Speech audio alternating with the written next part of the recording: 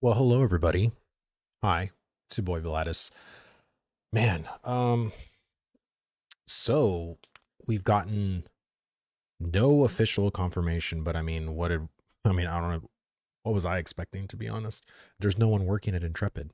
Um, I I really, you know, I've been doing a bunch of different stuff lately on my channel. I kind of cleaned up my YouTube. I kind of cleaned up Twitch, getting rid of all the Asha shit, getting rid of the you know, um, White Whisker dude, what's going on?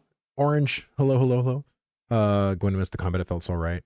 Yeah, I combat in Ashes. I mean, it wasn't like the best combat in MMO period, but it was super solid for an alpha. Like it was very very super solid combat.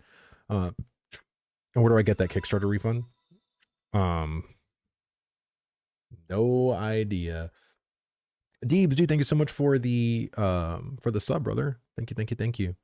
Um, see, servers are up. Yeah, I know. Yeah, it's for how long? I don't know. Let me see. Welcome to the virtual hug session. I need one because I do not know anyone in real life like Ashes, and now I'm done. 10 years of hope. Yeah. And I think honestly, like I was looking at the Ashes Discord, and it's funny because ever since everything's been going down, I've seen a lot of people inside the voice chat in Ashes, and I think it's almost been like this kind of group therapy session, for all of us. People are upset. I think everybody in the Ashes community are all in the different stages of grief. Like some people are in acceptance right now, others are still in anger, others are still in like shock, like it's like everybody's just all in different places. But to me, like there's some content that I want to watch. One coming from Warrior and another one from Josh Drive Hayes. And I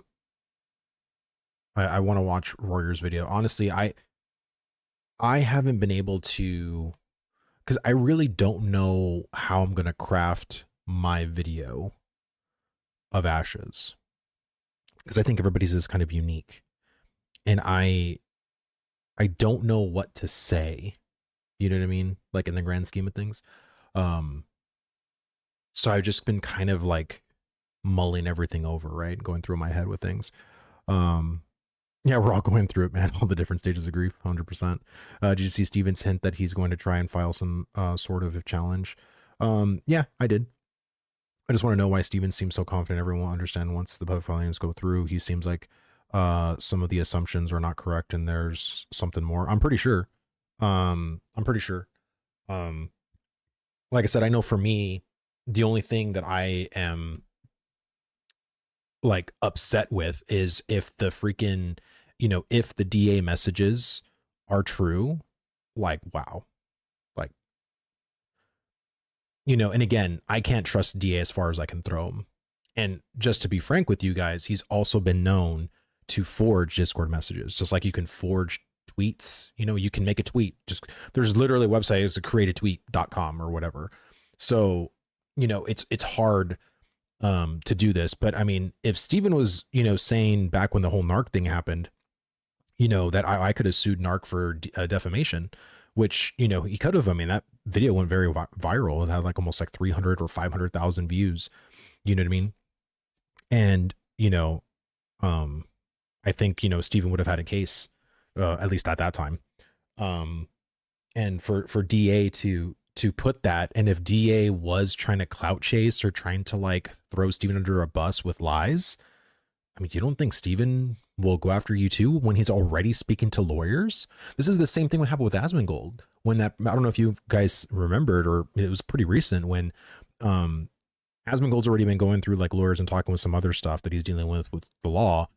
And there was a person on Twitter that posted that, Asmon was like a PDF, and it got like millions of views, And people were like, and I hope Asmon did it, man. I hope Asmon went after that dude, because that dude ended up like deleting his Twitter account and doing all this other stuff. I was like, we need to hold people accountable, man. That's just it. As for the DM message, I'm trying to treat it like I do any artist, like musicians. I dislike the person, but I can still appreciate their songs. Well, like, so again, if it's true, despicable, like absolutely despicable. And I have heard people corroborate, but the thing is that like, are those corroborations like true? Like, you know what I mean? Like, I think right now, because people want to hate on Steven, people want to believe it.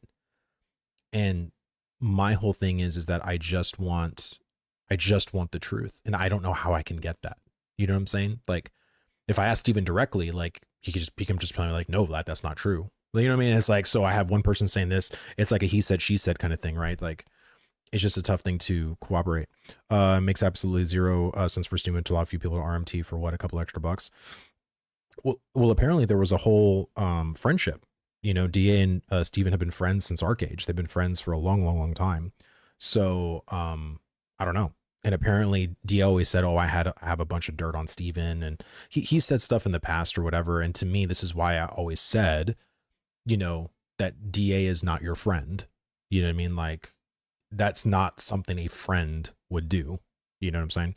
Let me see, according to what I have heard, the RMT screenshots were clipped DoorDash order payments. That's what I mean, right? Like, I've been sent so many messages, like, bro, like, it's been very exhausting for me. Like, I'm not gonna lie. Like, people were like, after my stream yesterday, when I was going in on Steven and saying like, if this is true, and people were like, bro, like, it's DA, don't believe him, like, he's full of shit, yada yada yada. And like I said, like, it's just hard. You know what I mean? It's hard to know like what's true, what isn't true. But it's like, again, if I had to take a side as to like, do I believe DA? Do I don't believe DA? Like, I would choose not to, of course. But you know, kind of is what it is, you know, like, it's a very shitty situation. I don't blame Steven. I blame the circumstances that led to the scenario. Well, the thing is that Steven did lead us to this scenario. You know what I mean? And I'm curious, like, I want to see what happened. Like, Steven resigning, and again, I don't think, you know, Steven didn't think that they would just shut everything down, but I think Steven was trying to strong arm the board by attempting to resign. You know what I mean? Like, something to that effect. But I mean, we'll see. Like, if he says the court proceedings are going to show everything, then let's see it. Like, you know what I mean? Like, and the only thing about that is we're gonna have to be patient. We're just gonna have to wait. Let me see, what's your opinion on the Pantheon Rise of the Fallen? So I was looking up and I was watching some trailers today, and to be honest with you, like, Pantheon, like, I'll try it or whatever. It doesn't look like my cup of tea. You know what I mean? But I want to go in and kind of see it for myself. And I've actually had a couple of developers like reach out. And so not from Pantheon specifically, but I mean, I don't think I have that big of a following personally, but you know, like, I was testing Ashes, I was constantly giving feedback towards Ashes, and you know, people were just kind of asking me like, hey, do you want to play our game and kind of give us feedback and let us know what the, you know, first time user experience is, and like, you know, all that other stuff. And you know, I was just like, you know what, let me try it. You know what I mean? Like, I'm just going to try a whole bunch of different MMOs. So, and just see, like, you know, because sometimes looks can be deceiving, right? Sometimes, again, and looks can be, like, I have mentioned this in Lost Ark, like when I loved Lost Ark and I was looking at Gunner when Gunner was coming out, and I'm like, oh man, that looked like the class I wanted to play. I was like, this looks fucking amazing. And then I play Gunner and it was not fun for me. So looks can be deceiving sometimes, even if it's, you think something's going to be good and it turns out it's not for you, or you think something's not for you and you play it and you're like, hey, it's not so bad. You know what I mean? So it's just, that's kind of my thing. DA's side, Ash's downfall lies on Steven, poor decisions, management, and several misleading statements to us, the community. You know, for sure. I mean, it's like I said, the level of communication that we gotten in January was just so unacceptable on so many levels. Like, and yeah. And you know, I just want to see everything first. I want to see like the whole picture, the whole enchilada, and then make my assumptions there. But I think right now there's just a lot of people that were upset that Ash is shut down, which, you know, rightfully so, right? But do you think the February 13th is canceled? Dude, yes. 100%. If you're looking forward towards the live stream, And if you're looking forward to potentially getting your Scarab mount in mid-February, I can tell you right now that is probably 105% not happening. Like, I really don't think that's happening. Endless promises, marketing bigger than the game itself, constantly new monetization strategies, perpetual alpha / beta excuses, and a community that shuts down any criticism, lies upon lies. Yeah, I think, you know, my whole thing, and this is why, like, when people would come into my stream and be critical of Ashes, like, I wouldn't like boo-hoo those people, because in my opinion, there was plenty to be critical about with Ashes, plenty. And, you know, when I talked to Steven privately, I kind of talked to him about that. You know what I mean? Like, things that I didn't like. I talked to him about the 64 class system. I said, would you be willing just to like cut that like up into like something more basic and not as crazy, you know, and maybe evolve it to something like that, like with future expansions or whatever? Because I just don't think it's going to be anything good. You know what I mean? Like, I don't think I don't think players are going to think, oh man, this is going to be such a great system. You know what I mean? So, especially now that early access has arrived and beta has been available for so long, it's all become more obvious. Well, and also the fact that like as a Steam player, this is a scam, like 100%. Like in the grand scheme of like the entire Ashes of Creation development, like I don't believe Ashes of Creation is a scam. Like I don't. But if you are an early accessor, the whole Steam part was like, if you just look at this part, 100%. Because in my opinion, there were plenty of times that they could have just folded the way this was in a way bigger, much more lucrative monetary manner. You know what I'm saying? Like if this was all supposed to lead to a scam, why would you do it now? Why couldn't you do it after 2020?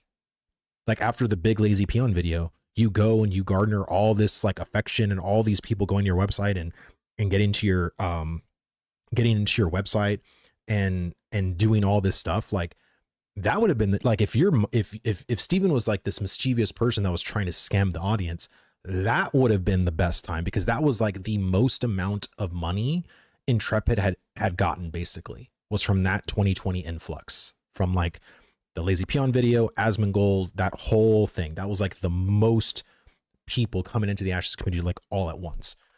So if there was any lead up to a scam, it would have been then. You know what I'm trying to say? Like the pre-order packs and everything like that, like all the liens, all of the loans. Again, if this was like a long-term scam, it was the absolute worst scam ever done in the MMORPG genre. Like, so it's just kind of crazy. You see, bro, stop defending this shit. Probably he went back and forth thinking he can make money from this and finally realized he can't. Anyone that didn't receive what was paid for was scammed, whether it's cosmetics or launch. I'm not defending it. All I'm saying is that I personally don't think it was a scam. Like, that's all I'm saying. Like, I think in the grand scheme of the whole project, I don't think Ashes of Creation was a scam. If you do, if you feel like it was scammed entirely, then sure. But I would agree that the entire Steam launch, like that to me felt like a pretty much like almost like a rug pull from everything. But I don't think that they got like any kind of like money, you know what I mean? Like from all of that. So yeah, let me see. Was it a scam? No. Was the Steam launch shady as hell? Yes, exactly. And that's what I agree with. I think there was just something that happened. And this is why, you know, if you watched me stream on January and I was just saying, like, I feel like I just entered a whole different portal into like an alternate Earth, because everything in terms of Ashes of Creation just felt insane. Like it felt so weird. So I don't know. It didn't feel, something just wasn't feeling right. Like I can just sense something like in the air kind of thing. I agree with you. I don't think it started as a scam. However, it was very possible that he wanted to rug pull after APOC. And then after the Peon video decided to try to hype to make it profitable. And like I said, all that's conjecture. You know what I mean? Like, I think again, like if you're upset because you're wanting to paint a narrative of it being a scam, then that's whatever you're painting, that's what you're going to believe. Right. But all I'm saying is that without any concrete evidence, it's all just conjecture at this point. All I'm saying is that it doesn't feel good from my perspective It doesn't feel good from many of the people that are in chat's perspective because we all lost something. Personally, I think the early accessors did not lose as much as the Kickstarter people or even the pre-order pack people did. You know what I'm saying? If you came in and bought Ashes of Creation December 11th, right? December 11th, okay, you got scammed potentially out of $50, which now people are saying that you can go to Steam, and as long as you talk to a person, you'll be denied. I think someone was saying in my chat, you can be denied like 4 times by the AI saying, no, you can't refund. But as soon as you say and give the whole example of what's going on at Intrepid, they will refund you your $50. So technically you didn't get, like, you got scammed, but then you got your money back, just like from the day before, the game that everyone thought was going to be an MMO, and you know, that was a scam. And then of course people got their money back. But I feel like the people, like for me, in my pledge to this project, you know, I don't feel like scammed that I didn't get the launched game because of the time that I've been here and all of the relationships, everything that I gotten. Like, yes, I bought pre-order pack things, but I knew, like, me knowing what I was buying. And that's what I'm saying. Like, what I would always tell people is don't, if you're an early access user, like, don't wait, just wait. But I bought, you know, the pack for, what was it, $375. And then I purchased like more mounts, more skins. Like I probably, because my account's probably worth like $800. So like I spent a lot of money because I knew like Kickstarter and startup companies need money to survive. Without money, the project will go under. And I've said that many, many times. So you are painting a narrative just as much as people calling this a scam. Of course, that's exactly what I'm saying. Like I'm choosing to believe this and you're choosing to, like, I'm believing A, y'all believe B, but like if we're not, I'm not trying to get you to believe what I believe. And I understand if you believe that, like I am basically saying, cool, but that's because that's what you want to do. Just like this is how I want to think. You know what I'm trying to say? Again, I'm not here to change your mind. I'm not here to make you believe what I believe. I understand why you believe what you believe. I'm just saying, can you understand why I believe what I believe? You know what I'm saying? Like we can agree to disagree is what I'm saying. Let me see, this timeline, absolute worst. Yeah, I was literally saying that, we live in a world where the Quinfall MMO is going to be launching a 1.0 this Friday, and Ashes of Creation is not no more. Like that's the world we currently live in. Let me see, I played thousands of hours for $120. So I'm just so sad. I'm just so sad more than anything. Yeah, I know, man. Let me see, to see a catch-22 with crowdfunded project like Ashes and just wait part doesn't work with funding needing to make it over long term. Well, that's the thing, right? Like with any kind of crowdfunded project, like I told people to wait and not spend their money, because if you're feeling like, I don't know, I didn't want to feel responsible for saying, oh yes, purchase Ashes of Creation. Like it's a great game. Like you'll have a good time. Like I was never comfortable with that. Like I never, ever told people, like if you were in my stream, I would always tell you to wait or do a lot of research, watch a lot of streams. And if you like what you see and you're willing to spend the $50, then hey, that's basically on you. That's what I always told people. Yeah. Don't forget that PAX Day still exists. I played PAX Day. And I, you know, as much as people say that Ashes of Creation is like a, you know, mining, chopping rock simulator, like the simulator that's in PAX Day is something that I just don't care for, to be honest with you. Like I am not a PAX Day person. You see a lot of people had fun with the game, which justified the early backer cost. Well, and again, just being in the community at that time and just like spitballing and theory crafting and, you know, just everything, you know what I mean? Like everything in general was, I just had a lot of fun with it. You know what I mean? Like I met so many friends, like I had developed a lot of really solid relationships, and, you know, so I don't regret like spending that money, because even though like it got pulled at the end, I still believe in the genre. Like I don't want, and I've said this before too, I don't want the genre to go extinct. And right now, MMOs are literally an endangered species. They are. They're 100% an endangered species. Um, Let me see. I saw something about his payments actually being DoorDash orders that he edited. That's what I mean. And I had a lot of people reach out to me after yesterday's stream and said, "Bro, like I don't think those DM screenshots are true." And again, this is why I said on stream that DA is not known to be a truthful person. That DA has been known to alter Discord messages for his own benefit. So it's like I said yesterday, I can't trust him as far as I can throw him. You know what I'm saying? But if it is true, despicable. If it is true. What's crazy if the background fuckery wasn't happening, the things that lined up from what was shown in the CC meeting, if they weren't forced into early access release and the EA was supposed to come in March, the newcomers and outside looking into view would have been much better, which sucks the sheer speed at which it all went sideways. No, for sure. I mean, I think honestly, like that's what I want to see, what the bigger picture is. I feel like there's a whole narrative that is completely unknown to us, that if that's what Steven is talking about, that's what I want to know. Like, I want to know that specifically. Josh F. Hayes said, best, just because sports is dominated by football doesn't mean that sports is dead. Other MMOs are alive and growing. Well, that's what I mean, right? Like, but that's the thing. Other MMOs are like 5.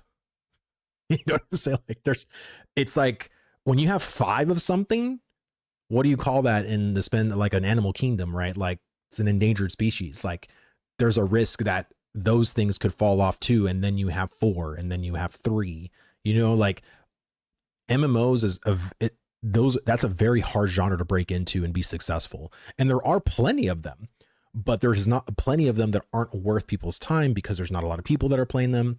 The designs of them are just not great. Like you can find a bunch of MMOs that have like 200, 300, 400 people literally in the entire MMO, but that's not what people want to get into. Like, I'm just being honest. Like, that's why private servers aren't usually as prevalent. I think the biggest private servers are usually like World of Warcraft private servers, but outside of that, like every other private server is like insanely small, like less than 500 or 1,000 players at best.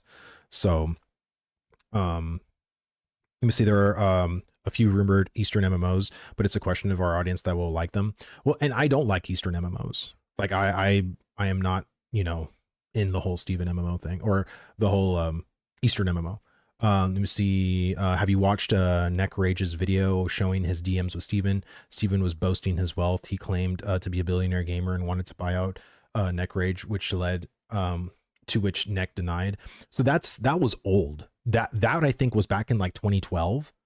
That was anything recent. But yeah, like I have heard about that where Steven was asking, and I think there was even interviews where Steven was asked about that.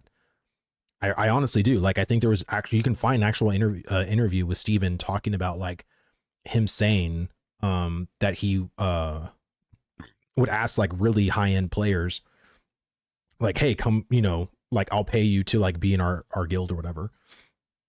So it's finally Arcade Classic, got 3,000 new players today, according to the dev on the Discord, called it's Asher's Refugees. Yeah. And that's what I mean. Like, I'm actually going to play Arcade Classic probably next Monday. That's going to be probably the first game that I'll probably play in my walkthrough of all the different MMOs that I'm probably going to try. Like I said, I want to try that one. I want to try like Monsters and Memories. I want to try like Apogea, you know, like just a bunch of different MMOs and just see like what I like, what I don't like. Yeah, Project Gorgon, you know, see what that one's like. Let me see. All this drama content farm will last now. It's over. Let's move on, please. I mean, yeah. And again, if you want to move on, like, I mean, right now, this is kind of the topic right now. Like, I mean, like you go to anybody that was an Ashes content creator, that's what we're talking about right now. Like, we're still, you know, most of us are still in the grieving process. If this is not something that you're enjoying right now, like if you don't want to hear me talk about it, like I said, I have 2 videos that I'm going to watch right now, which is all Ashes drama.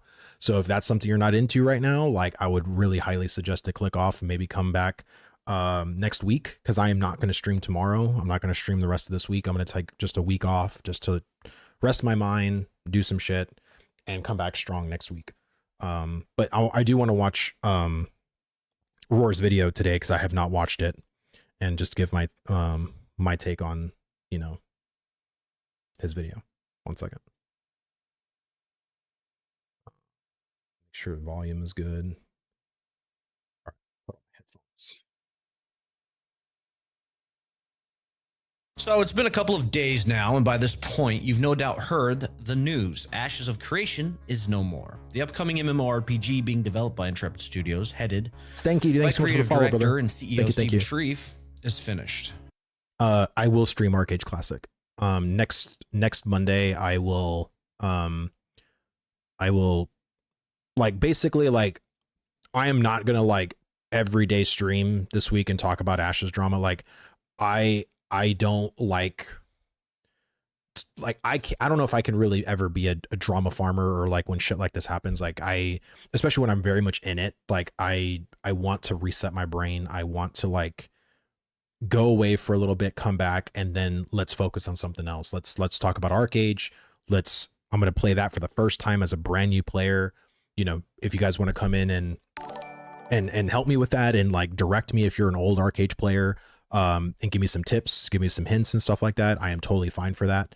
But no, I don't, you know, that's not, how do we, you literally just type in on Google Arcade Classic, and I think it's literally called like AA hyphen classic, and it's like the first link. All right. I'm not going to get into every specific detail. That's, you know, it's been spreading like wildfire across the internet. If you want the full breakdown of the how and why, you can watch my previous video, or what's this music roar? Look, what's this music? Literally anybody else's coverage at this point. What I do want to do today is talk about the past 9 years and what the future holds. My career as a content creator began over 5 years ago with Ashes of Creation. Like many of you, I first heard the Kickstarter pitch and I saw the trailer back in 2017. And as a long-time MMORPG enjoyer who had been burned many, many times before, I was skeptical. I thought to myself that there's no way this is actually going to happen. I didn't think that any of it could be true. But then I realized that these guys weren't going away. There were more announcements, they were showing off builds at game shows, and we started seeing a constant stream of interviews and development updates. I eventually thought, okay, you know, maybe there is a chance. And I got excited. I was tired of sitting on the sidelines, complaining on forums as a faceless voice in the MMO space, crying about the state of the genre. I wanted to actually do something. That was my first step into content creation. I started making videos explaining the game's systems and the features that they were advertising. Well, you know, I hadn't got the itch to actually make content since like World of Warcraft for me. Like when I was really passionate about World of Warcraft was back in like Mists of Pandaria and like Warlords of Draenor. And I hadn't, like, that was probably like one of the peaks of my like hype was going into Warlords, because I felt like Warlords, I'm very disappointed how Warlords turned out, but that was like very much like peak hype for me. And I really wanted to make WoW content. So I made like hunter guides, and, you know, some of them got pretty popular. I made one guide that had almost like 96,000 views like at that time. And as Warlords went on, my passion just decreased, and then I didn't feel like making content anymore, so I just stopped, which I kind of regret. I wish I just would have powered through it. And then when I came into Ashes, like I was surrounded by so many people, like so many content creators, or like so many just the regular community. Like when I went into guilds and talked to Ashes, like everybody was just so passionate about it. And I was like, man, I got to make content for this game. Like I got to talk about it. Like it just got, that infectious bug just came infested with me, and I had to make content for this game. I hadn't felt that way in so long. Steam shut down Ashes sales. As far as to be determined, there's no details on when servers will be shut down. Yeah, that's what I was hearing too. Like, it's just a big question mark on servers right now.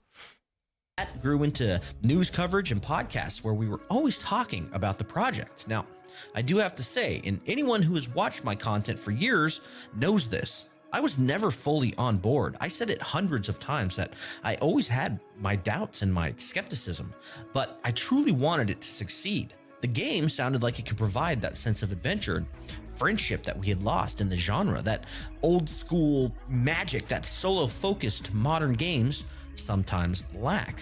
I've heard the rumors that content creators only jumped on as like looking for their big break to become a success on YouTube or Twitch. For me, that was never it. I have a great full-time job. I was never looking for a career shift. While the dream of working for yourself and talking about what you love is great, my goal was simply to help create a game that the genre needed. I don't hate modern MMOs. I play World of Warcraft, Final Fantasy Online, and ESO. I'm not one of those guys who thinks that modern games are trash. I just believe we need more variety, innovation, 100%. and competition to ignite that spark of creativity in the industry. And I am a And that's kind of like why I did too, because everything felt like a WoW clone. Like everything was just like this kind of other Frankenstein version of World of Warcraft, and all of the loops were very similar to World of Warcraft. Like everything just felt very samey. Like if you've played this MMO, well, there's no reason to play these other games because they're pretty much the same thing. And Ashes just felt far and above, like removed from the WoW formula. And as a WoW player, that's what was its biggest draw for me, was the fact that it was just so different. You know what I mean? And I think the genre needs to have a complete delineation of difference comparatively to all the WoW clones that are out there. a tiny channel, a grain of sand in the ocean with very little reach, but I do have a great community that has stuck with me. It's been very humbling to provide a service to you guys, but I do want to be clear. I was never a paid shill for Intrepid. No idea how that works. I saw people talk about the AGS server hosting as pay per use, not a set time frame. You rent the servers. Well, and that's the thing, right? So I'm curious, like, does this person that now controls Intrepid know, like, because that person's ultimately going to have to be the one to cancel everything, or if like maybe they're not canceling it, right? Like that's the other thing too, is like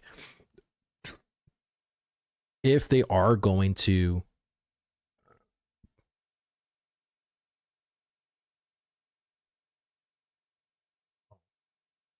sorry, I heard music and I was like, what is that? My wife's watching anime. But yeah, like, what was I even saying? Jesus, I have no idea what I was talking about. Sorry. Derailed completely. Bell, thank you so much for the follow, brother. Thank you. Yes, I had a referral link, but that doesn't mean I was being paid or swayed. And a little bit of a news flash, every single player that has an Intrepid account also has a referral link. Just some don't know it, some don't advertise it. But if you go back through my VODs, I told people constantly, don't buy this game if you have any doubts. I've been asked dozens of times, is it a scam? Is it worth it? And my answer has always been the same. Wait and see where it goes. I always pointed out the red flags, the development length, and the problems with, for example, the Steam Early Access. Now, there are videos coming out that saying the content creators were the problem, that we were just all shills. But nobody in my circle knew what was going on behind the scenes. We weren't being paid. Most of us have between like 2,000 and 10,000 subscribers. We are specks compared to, some of the bigger creators. We just wanted the game to succeed. Now, regarding the accusations against Steven Shreve, the alleged leads and, the talk of, MLMs shit, and we can't back all of that up yet, not completely. However, I will tell you that regardless of the repercussions, that the way Steven spoke to the other creators privately and publicly in Discord, the shit talking of people like Jamie Chaos and Richie and others, that part is 100% real. We were sharing those leaks in real time as they happened. I can't speak to the corporate espionage or the other wilder leaks, but the way Steven treated his community and the creators who promoted his game for free was appalling. He acted like a spoiled rich kid, a small, weak man who couldn't even handle an ounce of criticism. If he didn't get his way, he threw a tantrum and he lashed out. And despite all of that, I will die on the hill that this game wasn't just a scam from the start. I fully believe it began as a legitimate project. None of us knew about Steven's past back then. The information only came to light recently. All we saw was the game, and that's all that we wanted. If I'm a bad guy for... Glowies, dude, what's going on, brother? Let me see your reports coming in. 3 studios are in talks to take on development. It could be bullshit. 2 Korean, 1 US. Sorry, my heart, my baby crying. We'll see. I mean, again, I've heard so much speculation. I've heard some outlandish shit, and I would rather just wait until I hear like official stuff, but like I've heard some crazy shit. Now going into what Roar is talking about, like I have definitely I can concur with this. Like, and to me, like at that time, there was a lot of people that weren't liking certain directions, certain things that we've been saying as a community that why isn't this being addressed? Like, why are these things happening? Fumble in communication, like listening to the community. And it was just like on deaf ears. It felt like it was just very much on deaf ears. And again, I would message Steven on Discord. He would rarely ever like message me back. Like he would most of the time just send me like a little emoji. You know what I mean? So I've never had real like conversations with Steven, like, you know, Jamie or Richie, because I feel like Steven had his favorites. Let's just be honest here. Steven had his favorites when it came to content creators, and I felt like I just wasn't on that list, which is fine. You know what I mean? Like it is what it is, but I personally just, Steven always treated me with respect, but it's like a lot of my colleagues, a lot of people making content with me, you know, it just felt very like what the hell's going on kind of thing. And I think it just felt like Steven felt more as a gamer than he was like a CEO. Cause just like how us, like in chat, we can get very vicious and very cruel and shit.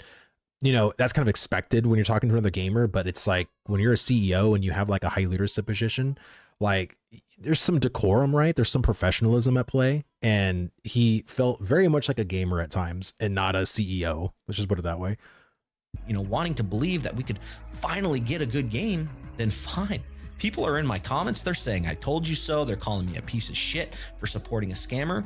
You can treat me however you want if it makes you feel better. But I just wanted to believe in a project, just like everyone else has at some point in their lives. And even as the accusations against Steven piled up, it was the team at Intrepid that kept the creators going. They were real people with real job histories on LinkedIn. They weren't trying to scam anyone. They were genuinely trying to create a great game. They were just mismanaged by a child. We have all had bosses that... I mean, you know, Steven playing the parasocial core to get creators on his side since they were the main marketing branch of Ashes. Like for me, I was trying to talk to Steven for a long time before I even got an interview with him. I made content for years before I even had one legit conversation with the dude. I think if he was really trying to like create parasocial relationships, like because we know how fast he can go on Discord or on Reddit to like reply to somebody, like he'd be constantly just in our comments and our YouTube channels making us feel like, oh, we got a Steven comment. Oh my God, he watches our content. And that wasn't really happening either. So most of us, like I said, were creating Ashes content because we were just passionate about it and we wanted the game to succeed. And apparently it's like, oh, well, if you believed in Ashes, like honestly, like, let's put this into perspective. If Star Citizen shut down tomorrow, would everybody that loves Star Citizen and want that citizen to exist or to go into an actual launch, are they scammers too? Like, are all like, if it shut down in that way, is that game a scam too? You know what I'm saying? Like, I feel like this wasn't really a scam. This was just very poor management, like super poor management. But I don't know. Like I said, until we have something more concrete, until we see all of the stuff that Steven was talking about from public filings, then we can see what actually was going on behind the thing. I'm not saying all content creators were on it, but I think he was just trying to use people. Well, if you think about it, all of the big content creators for Ashes, so Jalon was one of the biggest content creators originally from like 2017, probably to like 2019. And then after Jalon, there was like Richie was very popular, of course, when I came into the space. And then Narc started to blow up. Like Narc from like early 2021 started to like, you know, and then when Asmongold reached, and then, so you think of every major Ashes person, Steven, you know, I don't know, like if you can control Jalon, but Steven and Jalon's relationship was very crazy. Again, I can't really speak to Richie, but then of course with Narc, we all know how that went, right? So I kind of don't know. You know what I mean? Like I don't believe that Steven was trying to influence people, because you would very much see that. And again, influence in what way? Like if you're influencing people that had 100 subscribers or like 300, like what influence do you really have? You know what I'm saying? Like that, I don't know. We don't like, and we still try to do a good job to provide for our families. I've gamed with these developers. I've played the builds with them. They were dedicated and passionate, and now they have no jobs. Their livelihoods have been stripped away. For us, the community, we lost a potential game and maybe some money, but the development team lost 10 years of their lives. They believed they were making a game just as much as we believed that we were getting one. I think Steven was truly trying to make a game in the beginning, but as the bills piled up and the scope creep set in, and I think he started looking for an exit strategy where he could come out kind of on top. A tremendous amount of money was spent on this, like more than they could have ever made from the community. So I don't think he's walking away with gajillions of dollars, but in the end, we still got. I played this game for years, through every alpha phase and all the way up to early access launch. I have streamed thousands of hours of progression. You can't tell me there wasn't a game there. I made detailed guides for systems so complex they required step-by-step instructions. Scam games, they don't usually develop that level of depth. The science of a game was there. Look at Perfect World, Chronicles of Illyria. What was the other like big scam game? Oh, there was another one that I like. All of the scam games were never to any level of complexity, and very much like you can generate it in a real engine in like 5 minutes, you know what I mean? Or like a month. Like there was a fucking game here. Like, you know what I'm trying to say? Like, and so, and again, my whole thing is that if I could make an assumption, it would seem that towards the end, right after all of the liens, the loans, all the stuff, did you say Perfect World? Yes. Perfect World. You know what I mean? Like there was an MMO. It was actually trying to launch around the same time as Ashes was. The day before. Thank you. So I knew there was another one that was like super popular. So it was like the day before, Perfect World, Chronicles of Illyria. All those games had nothing, literally nothing in them. And Ashes was missing a lot of content, but it had actual playable things that you can do in it. And there were real systems involved and real things that you can do in the game. You know what I'm saying? So if you're really trying to create a scam, like, you wouldn't hire artists to make like these very elaborate things. You wouldn't hire actual developers to make real systems. You would just want to Fugazi that shit as much as possible. You know what I'm saying? But the man pulling the strings, he had other plans. So we got scammed. They got our money and they got out, ruining the lives of the intrepid. Yeah, day before lasted a day. My heart goes out to the development team. One you guys day really did a fantastic job, and you were so responsive to our feedback. You really did make a hell of a game, and I'm very sad that it had to end this way. To everyone who followed me, thank you. My journey isn't over, but obviously we are going to transition into something else. There are other upcoming games I'm excited about, and I want to share those with you. If you picked up Ashes of Creation because of me, then I sincerely apologize. I was wrong, and I steered you in the wrong direction. I was just a gamer excited for a game, and at the end of the day, that's all any of us can be. And in the future, if someone pitches me a game, I'm probably going to do a full investigative deep dive into their entire life before I offer any kind of support. This will most likely be my last Ashes of Creation video. It's been a hell of a ride. It ended in tragedy, and we'll see where we go from here. Thanks for watching, and I'll see you in the next one. Well, you know, it's pretty awesome that I can call Royer a friend, because we knew each other, you know, I met him through a friend of a friend, and me and Royer, you know, became really fast friends, and just like with the many other friendships that Royer and I have made throughout the Ashes community, like it's been amazing. And like I said, all of us here, like, there was almost 200,000 people in the Ashes Discord, you know, and I know a lot of people are like, oh my God, all these people fell for a scam. But the fact is that many of us in the MMO genre, like, want to believe in a project. And we thought this was the one project that could actually make it. You know what I'm saying? Because most scams end very quickly. very quickly. Like some crash and burn within a day, others maybe less than a couple of months, sometimes a year. But the fact that this MMO lasted for almost 9 years is crazy. You know what I'm saying? And again, someone said it in chat earlier, but I just think it was just mismanagement to the point the project was too big. They were trying to do too much. They weren't agile enough for what they had. And that's what led to its downfall. There was so many things of why Ashes of Creation. You can do a whole docu-series probably on all the reasons why, Ashes of Creation failed.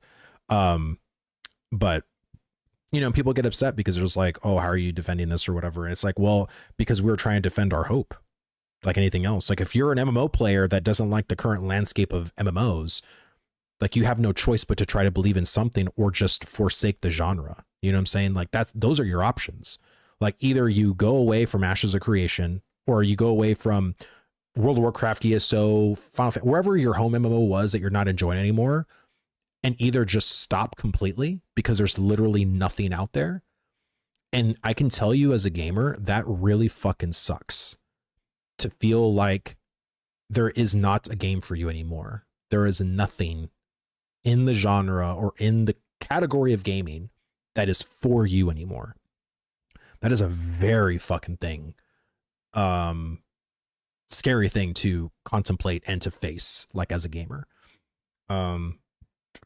You see he has a ton of money and a bunch of people, a bunch of equity out of the company before it crashed. I'm sure. I mean, again, like he is a very wealthy person, and his whole, it's not like Steven individually is wealthy. His whole family is wealthy. But my whole thing is that like, I knew when I went live today, and, I've seen a lot of streams today, a lot of the content creators are being attacked, calling us like, oh, like you're part of the problem. Like you guys are scam artists, whatever. Most of us, like Roar said, we're just wanting to believe in something. That's it. Like, that's really it. We just wanted to believe in a game. Yeah, sadly, no more upcoming MMOs that we know of anything similar to what Arcade was or Ashes of Creation wanted to be. Yeah. It's just, and if you want to be that person to, be like, I told you so, that's fine. Go ahead and be that person. Like, I'm not, I'm just saying that there was real people that were affected by this, like real developers, but there was a real community that truly believed in this game. And, just like with, New World, which I thought was also mismanaged to hell, because there was feedback 4 years ago of like how to improve New World and what the hell to do. And it took them an insanely long time to get on their feet. This is how I feel right now. If I'm being honest, I feel like there's no game for me to get lost in anymore. It sucks. It honestly hurts. Romy, thank you so much for the $5, man. I appreciate that. And I feel you, dude. Like I was talking to my wife earlier today before I was going live, and I just told her like the kind of situation, and why I felt like every day I was always like waking up in a really good mood, excited for like, oh, what patch are we going to get? What live stream? What are they going to say in the live stream? What are they going to do?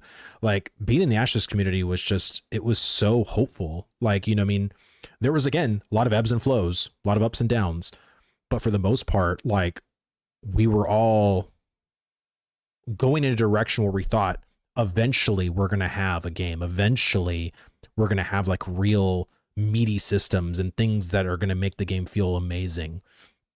And it feels like the dream is over, for a lot of people, but that's also part of the problem. I'm not condemning you, but when a person wants to believe in something so much, they start to become blind to the red flags down deep to know something's off. I do agree with that, and this is why when early access happened, I was against it, and this is why I would tell early access people or people that weren't in the community, please don't buy it. Don't waste your money. Just wait. That's why I said it, because something did not feel right with that. I think me, Roar, Richie, I think a lot of my friends that are content creators never told people to buy it.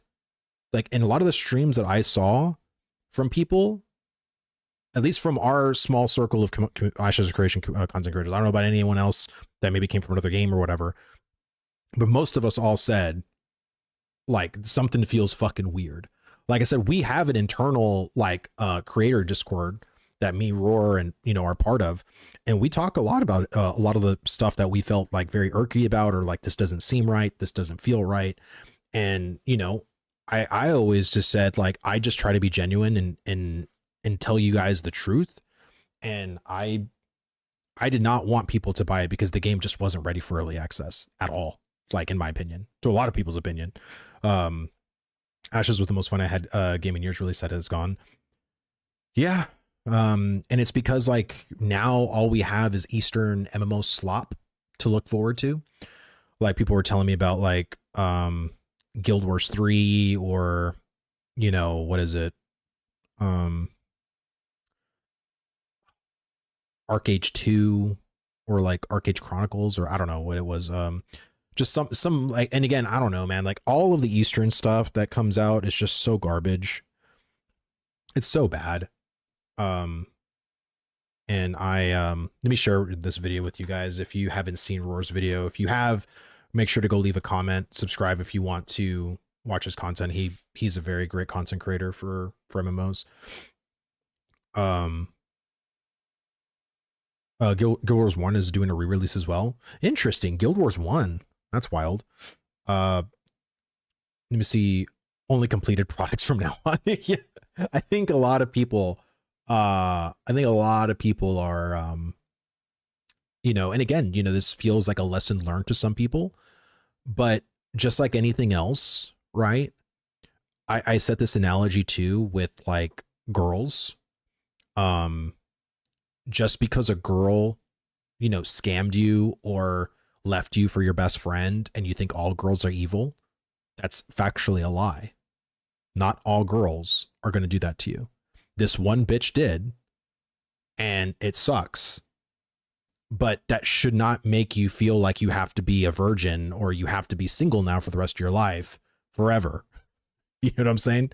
Like, and again, I know what your emotions are high right now. You feel like fuck all MMOs, like I'm not going to do it, but just have faith.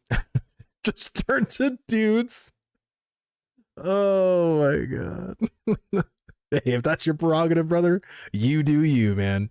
Would you consider helping the lead in charge of making a community created MMO with the promise of Ashes Creation made an open source project, or maybe getting in touch with people who would know how? I would not want to be the lead of something like that. I would mismanage that shit to hell and back. I don't think that would be something that I would need to lead, but I think right now the assets and everything involved, Ashes of Creation in general, all of that proprietary things aren't for public domain right now. That is something that Karen, I believe, or whoever is the sole person now of Ashes of Creation and Intrepid, she owns everything. Codex, thank you so much for the follow, brother. Thank you. I've spent 500 USD back in 2017 on Kickstarter, then about 1600 through the years in cosmetic packs, mostly 115 per month. I guess I learned my lesson. Yeah. I mean, and again, a lot of people were in your position. I know a couple of people who spent thousands of dollars on Ashes of Creation. So Vladis, have you talked to Zyback yet? I have not. I don't know if he's in chat. Usually he comes in my chat and hangs out, but I have not. I would love to talk to him personally. Hold on. Let me see 1 second. Cause that dude.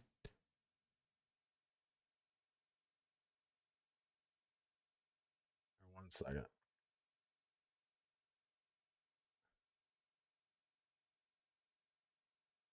Here. I'll see if I can give him a call. Maybe I can talk to him on stream for a little bit. Isabek, which game he's going to play next so you don't? It's going down for sure. Okay. I'll ask him that for sure. It'll be first question. Coping Clinic Burns shut down his channel, right? He did. I think he said he was going to do one last video, and it's coming out soonish. I don't know when. We'll see what happens. I don't know if Burns is done though. I don't know, but he said he had one more video coming out. I love the ships in the game. It was a mint off of Rift CCU, and I'm thinking using them for the cheap Hermes. It was a wonderful and dangerous game. We see. Oh yes, Steam did take Ashes of Creation off the Steam store. Yeah, they did. Like if you go to Steam right now, like you can't purchase Ashes of Creation. Like they removed it. Is Warframe an MMO? I don't believe it is. It's, from what I heard, it's like MMO light, but I don't think it's like an MMO. Making an MMO is much harder than what it seems. There's nearly every MMO has essentially failed long term, except EverQuest, WoW, etc. At least in terms of the Western game devs. Yeah, it's hard to make an MMO here, because if you're not a multi-billion-dollar company with like millions you can just throw at it, and an already like in-house team like ready to start with that project, yeah, it's not good. It's still on Steam, you just can't buy it. Yeah, exactly, it's still there, but you just, there's the button's gone. There's still a lot of good Western MMOs. Ultima Online, Dark Age of Camelot, EverQuest. Yeah, but like, who's playing those games? Like, I mean that legitimately. Like, I don't really see a lot of people talk about Ultima Online in 2025 or 2026. Same thing with Camelot, same thing with EverQuest. Like, again, I feel like those games had its time, and then people now are pretty much in the main title MMOs. They're in World of Warcraft, Final Fantasy 14, Guild Wars 2, ESO, BDO. Like, those are like the main title MMOs that people have been playing. Everything else is literally small time in comparison. See, I swallowed my pride and moved to WoW TBC coming up this weekend. Yeah, I was talking to Roar and to Wagsy about it, and I was like, I'm probably gonna play Midnight in March, and just raid log that game and play with Roar's raid team, because Roar's raid team is fucking great. Like, and again, if you're watching and you're like, hey, I want to play WoW Midnight and you need a raid team, like, you should consider coming and, you know, being in our raid team, because, you know, we have pretty fucking, Roar's a tank and he's fucking great at it. He's very good at tanking. We have really good healers, and yeah, it's really good. Steam staff removed it themselves, or was it AOC devs? I couldn't find the Steam on Steam TV. I don't know. I couldn't find the info either. I just saw that the button was gone. So you said we can hold up for Pantheon and Monsters and Memories. I mean, honestly, and this is the thing too, like, I hope Pantheon makes it, dude. I do. I hope Pantheon makes it. The devs have been working an insanely long time with an extremely small team in comparison, and we need shit like that. You know what I'm saying? Like, we need the Pantheons of the world, just like how we needed the, you know, Ashes of the world. You know what I mean? Like, I really hope that game flourishes. I hope PAX Day, like, as much as I don't even like PAX Day, like, I hope that game does well. Like, we need just different kinds of games, man. Like, it's just, we don't have them, and it sucks, you know? So, let me see. I wanted to watch the Josh Strife Hayes video, because I usually love watching his content, and I'm gonna run New World for the next year and see what's up after the server shutdown. Bummer. Yeah, there's still people on New World, man. There are still people on New World. Only in the video game world is a business failing called a scam. Grow up people, something like 80% of all businesses fail. Therefore, according to the Steam game, they're all scams. Well, that's what I was telling people yesterday. Like, I've said this story, I'm not going to tell it again, but startup companies have such a high success rate of failure. So fucking high. If it was very easy to be an entrepreneur, everybody would be fucking doing it and be super successful multimillionaires. Like, that's why you don't really see it very often. And I know through social media, it seems like entrepreneurs are very successful, but you're literally looking at the anecdotal, like, 1 out of 10,000, you know, across millions of people. And it's just, it's not as easy as it is. Like, if you think starting a gaming company and making an MMO from scratch is easy, then you do it. And I'll be there to kickstart it. I'll be there to help you out. I'll make content for it, and I'll do all the whole 9 yards and see if you can make it. Let me see, Vladis, don't you think it would have been better to release Vera with like 5 bombs instead of 18 to try to push for faster actual release, and then the revenue from subscriptions fund the expansions? Honestly, I think it would have been better to hire better management. That's honestly what I believe. I think, you know, if Steven was in the way, or if certain people at upper management were in the way of, you know, certain ideologies or certain things or whatever, like, I think the devs just needed to cook. And I think it wouldn't have been slimming down. It would have been just better overall management, in my opinion. Oh my God. Let me see, but it's mainly the video gaming world that sells non-existent product for years at a time with minimal qualifications. Well, and that's what I'm saying. Like, it's usually like if you find that games don't have your set of qualifications, then don't buy it. You know what I'm saying? Like, again, it's sort of like, oh, I figured this out, but then other people got hit by it. It's like, okay, well, you can make fun of those people, but if you didn't get scammed yourself, then like, what's the problem? You know what I'm saying? Like, in my mind, I feel like it's up to you whether you want to do something or not do something, and it's on you, just like it's on me. Like, no one told me to do it. I did it willingly on my own. You know what I'm saying? And it's just like, oh man, you got taken for a ride. It's like, okay, it was a hell of a ride, but okay, if that's what you say. If you think about it, we got like 5 solid webs, including phase 1, 2, 2.5, and 3 in Steam. Each phase had different iterations of the game ideas. It was fun exploring them and just being a player in the world. Maybe it was only a month or two for fun content per phase, but still. Yeah, I mean, like I said, I enjoyed my time, man. And the contacts, the devs, the friendships that I made just from game developers, like real life game developers that I was able to talk to and develop relationships with and get to know a side of game dev that I've never heard before. And I, you know, as someone who isn't a game dev and getting that kind of behind the scenes knowledge of like creating the sauce of a game, like it's a lot. It's a lot. Let me see, Vlad, are you saying if I set up a Kickstarter for a company, you would help and support it? Yeah, if you come up with a solid game and I see an actual demo and it looks solid and I see direction and there's things that I like about it, for sure, 100%.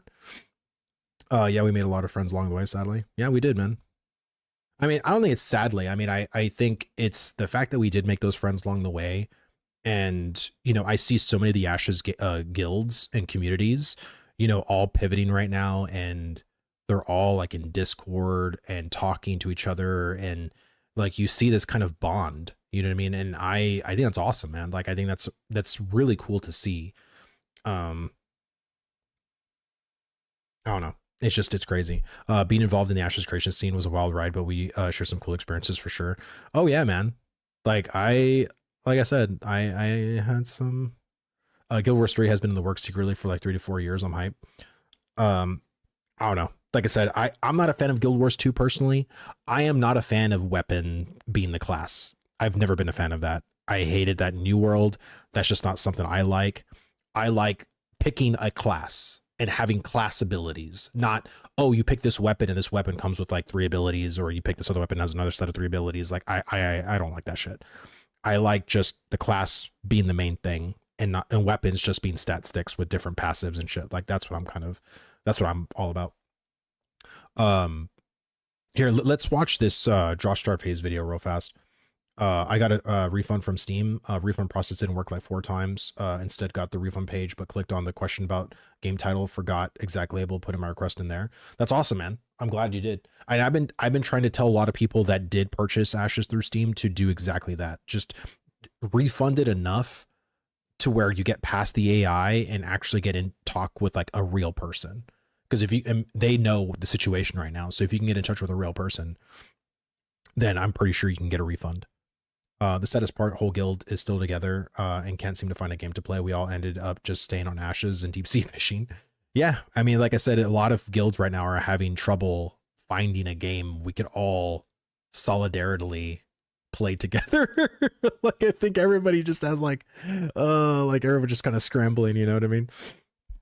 Let me see. I hate how most MMOs railroad you into using one weapon type per class. Yeah, I do too. Like I like having the kind of variety of like having different weapons. And I think WoW, like coming from World of Warcraft, the fact that, you know, warriors can use like axes, swords, pole arms, like a whole bunch of different shit. Like I like that. I just don't like it whenever, oh, well, you have to use this one type of weapon and that's all you can use kind of thing. See, I miss Arcage, but Arcage is there, dude. Like it's so funny. Like Arcade Classic is there, but and that's what I'm talking about. Like the fact that Arcade Classic exists, but you still have people that say I miss Arcade. They're not really talking about Arcade. They're missing that specific time period of like Arcade from like 2008 to like 2011, you know, like, or that thing, because that's when like it was brand new for everybody. No one knew what the fuck they were doing. There was no guides. There was no like, that's what I mean for World of Warcraft for me specifically too. Like it was just a very special like time period. And I know people feel that same way about Arcade. Gildemon has a pull up for games to try and hit up, and we're mostly going to have people spread across a few. I think that's the smartest bet. I think a lot of Ashes guilds aren't going to just. I don't think you can do just one game because there's so many different personalities in these guilds that yes, we were all focused on Ashes of Creation, but Ashes of Creation was kind of an anomaly in gaming. And so like, if you're going to have to go to like some of the main titles or even private servers, like I don't think a lot of people, everybody's just kind of be spread out personally. You see, when you think about it, everyone's hyped and waiting for Riot MMO, and then announced they restarted, and it's massively delayed now. But the CEO said released before 2030, and it's such a big difference now. The Riot / MMO community not really mad at the delay because Riot has proven track record and massive experience in devs. No, for sure. Like I said, a lot of people are looking towards the Riot MMO because they are known for quality, just like Rockstar. Yes, people get upset that Rockstar delayed GTA 6 for the 12th time, but they know that whenever GTA 6 comes out, like it's going to be amazing, even though it's not going to come out at first on PC, but it will come out eventually. Let me see, on December 1st, 2025, Stata System LLC, a cloud server provider owned by Insight, industry leader, served papers to Intrepid, allegedly upwards of 850,000 in unpaid services. Okay. I never heard of that until right now, but okay. See, Riot really isn't asking for money though. People aren't being given the idea that they have to pay before they play. No, for sure. And I don't think they need to. Again, there's still like, how many people play League of Legends, right, is on Steam. Like, people don't know how big even now in 2026 a League of Legends is.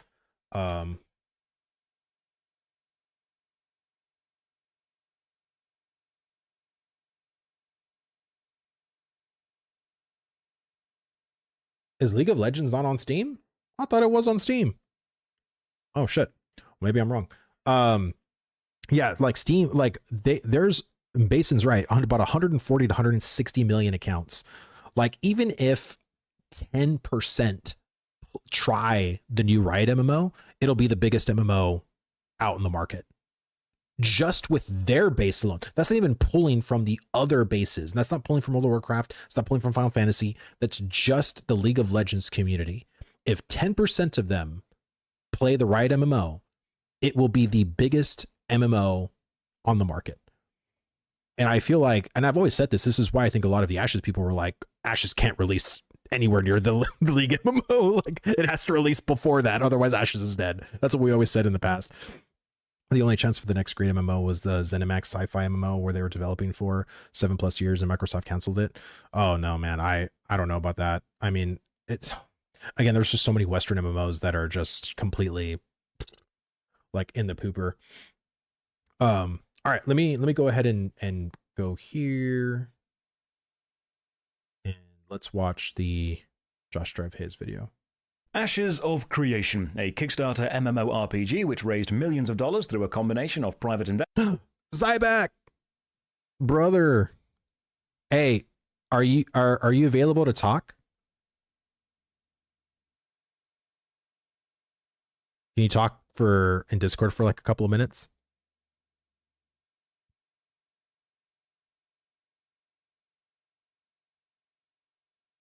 Sure. Okay.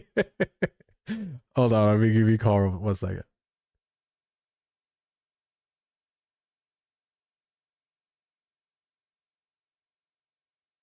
Yo. Hey, brother, what is up, man? Hang on. That might be on my end. You're probably, it's my stream. Is it my stream? Can you guys hear Zyback?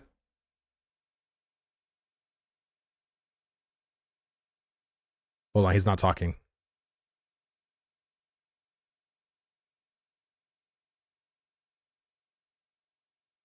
One second. Hold on. Zyback, Right, you there? sorry, that was on my end. Okay. That was on my end. Okay. What up, brother? How you doing? Good. Dude, I haven't spoken to you since all this shit. Like, we've spoken through text, like I'm sure with the content creator Discord, everything like that. Yeah. It's surreal.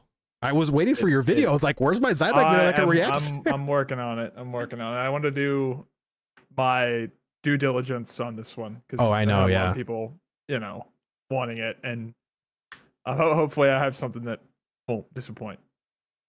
Awesome, man. I mean, do you want to just give a quick TLDR of your thoughts about what's going on? I mean, it's pretty much the same that everyone else has. I mean, it's just crazy. Like it's all crazy. I feel so lost because it's like I was looking at the other MMOs and we had a guild meeting today of like what other MMOs that people like the guild can. There's nothing that I like. There's nothing I want to even go to right now. Everything feels so reluctantly like, oh, maybe I'll play that. Maybe I'll do this. Like, and it feels so like begrudgingly, you know? Yeah, I mean, it's really sad because it's gonna kill. Like this game dying is going to kill a lot of these guilds because there just isn't any alternative to go to. Like if you're like a larger guild that likes doing like PvP oriented things, like where are you gonna go? Like just isn't another game. Yeah. It's just, I mean, have you looked into the other MMOs like Monsters and Memories, Pantheon? I haven't seen anything that appeals to me. The only long shot in appealing to me, just because I used to be a big WoW head, is Midnight not having add-ons is kind of interesting from a PvP player perspective, just because it opens up the door. It's going to change the gameplay because the add-ons were so OP, right? Well, so people want to know what game you're going to so they don't go there. I don't know. I couldn't tell you. they're like, we don't want to go to the next Zyback game because he's gonna kill that one too. Yeah, I can understand it. I didn't know that you were at Wildstar. That you went from Wildstar to Crowfall. Was it Crowfall? Yeah, dude, I've got quite the Star Wars the older dude. Dude, it's insane. It's been like 15 years of this. Star Wars the Old Republic. Oh, Guild Wars 2, which basically died. Like, I mean, come on, let's be real. Star Wars: The Old Republic, Guild Wars 2, Wildstar, Crowfall, Ashes of Creation. Oh man, I'm like the Grim Reaper. Jesus Christ, man. Well, yeah, I don't even know. Like, I just don't know what I would even want to do. I don't know what I would want to put my like the eggs in my basket in, you know what I'm saying? Like, it's just I don't have any, like, I have no answer. I've had, you're like probably the 20th person that's asked me this, and I have no answer. Like, it sucks. Yeah, it's very depressing.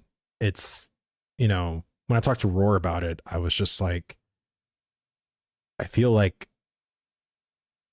I don't know, like I just entered into a whole other dimension. I want to go back to my other dimension. I want to go back to last year. Like, like it felt so weird. And we were talking about it, right? Like we were talking about like the whole like communication this month and just how everything felt very odd and very weird. But no one was expecting it. Even Phantom was like, I was wrong for the first time. And I was like, out of all the times for you to be wrong, Phantom, it had to be now. Oh man. Yeah, I mean, the nature of what happened at Intrepid, like those are very much like quick things, like those corporate takeover deals, like that's a very quick process anytime that happens in any sort of like corporation. It's just kind of the nature of the beast. Yeah. So well, yeah. Well, brother, I'm looking forward to your video. I know next week I'm going to take a week off this week just to kind of reset my brain, and I got to create my video too. I don't even know how I'm going to do it. I'm still debating. Yeah, dude, that's been a lot of what's been taking me so long. It's like, it's so much to chew on that you're like, man, where do I even start? I don't know how. I don't even know how to pitch it. Like, I don't even know how to craft the video either. Like, that's my problem. I've got a general outline, but like shit keeps happening and it's like, oh, well, all right. Yeah. Yeah. It's a lot of shit. But I guess since you're streaming, I will quickly plug that I signed no NDA. So anybody that wants to send me some shit, I didn't sign anything. So I'm one of the few. Yeah, you're one of the few. I did that on purpose back then, and people were like, "Why do you care so much?" For this reason. Mm-hmm. Yep. No, for sure. I still have to resign mine, right? I have to go and actually. That's one of those things where it's like, just because you say you're doing it doesn't necessarily mean it's like real. It's like when people say like on their YouTube videos where they're like copyright infringement, they're like, I don't mean to infringe copyright. It's like, well, just because you say that, you know, I don't know the details of that contract, but I feel like Michael Scott when he yells bankruptcy, thinking that now he's just be a little bankrupt. careful with that. Yeah. All right. Well, I'll let you go, brother. We're gonna watch this Josh Strife Hayes video about the whole Ashes situation, but I just let me know if I'm in it. Yeah, people in my stream were asking about you earlier, and I was like, you know what? I'll message that back and see. That one fucking guy that clipped me in a 3-second that I'm sure I haven't seen that. No, dude, there's so many videos that people have sent me. This guy clipped me like in literally 3 seconds out of context, and then moved on. And then I responded to him in a comment, and he deleted the comment. Oh my Actual God, rat dude. shit. Like rat. Like what a fucking rat. So I'm telling you, people's emotions are high right now, man. People are pissed. Yeah, people no, he just wants his moment in the sun. He's got a video that's doing all right for him. So, you know, whatever. It is what it is. All right, brother. Well, we'll sit back and watch this video and we'll dissect it, see what Josh Strife wants to say. But thank you, brother, for coming on. All right, man. Good luck. All right, brother. Thanks. Cybek's always cool for coming on, talking about shit. I think he was talking about Neck Rage's video. I haven't seen Neck Rage's video. People were talking to me about it. I have not seen it. I don't know. But I want to watch this one because I love Josh Strife Hayes. I have always appreciated his takes. I think Josh Strife Hayes is a titan in the MMO industry. Personally, I respect him because he plays all walks of life when it comes to MMOs. He's written brilliant editorials on his gameplay, his like what he likes, what he doesn't like, and he's a smart dude. He's a fucking teacher. So. Investment, Kickstarter support, paid for early access, and extremely expensive in-game shop items and bundles promised players a complex, deep, and reactive world and has shut down roughly 1 month after releasing into early access on Steam. And this news has shocked absolutely no one. I am going to play Arcade Classic. I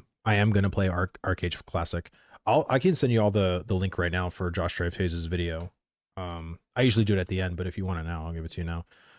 But yes, next week on Monday, that's going to be the game. Like, because after today, next week, unless there's some kind of stuff that happens, I really don't want to talk about the Ashes stuff anymore. Like, I want to move past it, and I want to focus on like finding a new game, like looking at ArcAge, the predecessor of Ashes, what it's all meant to be, and play the source of what the inspiration was from.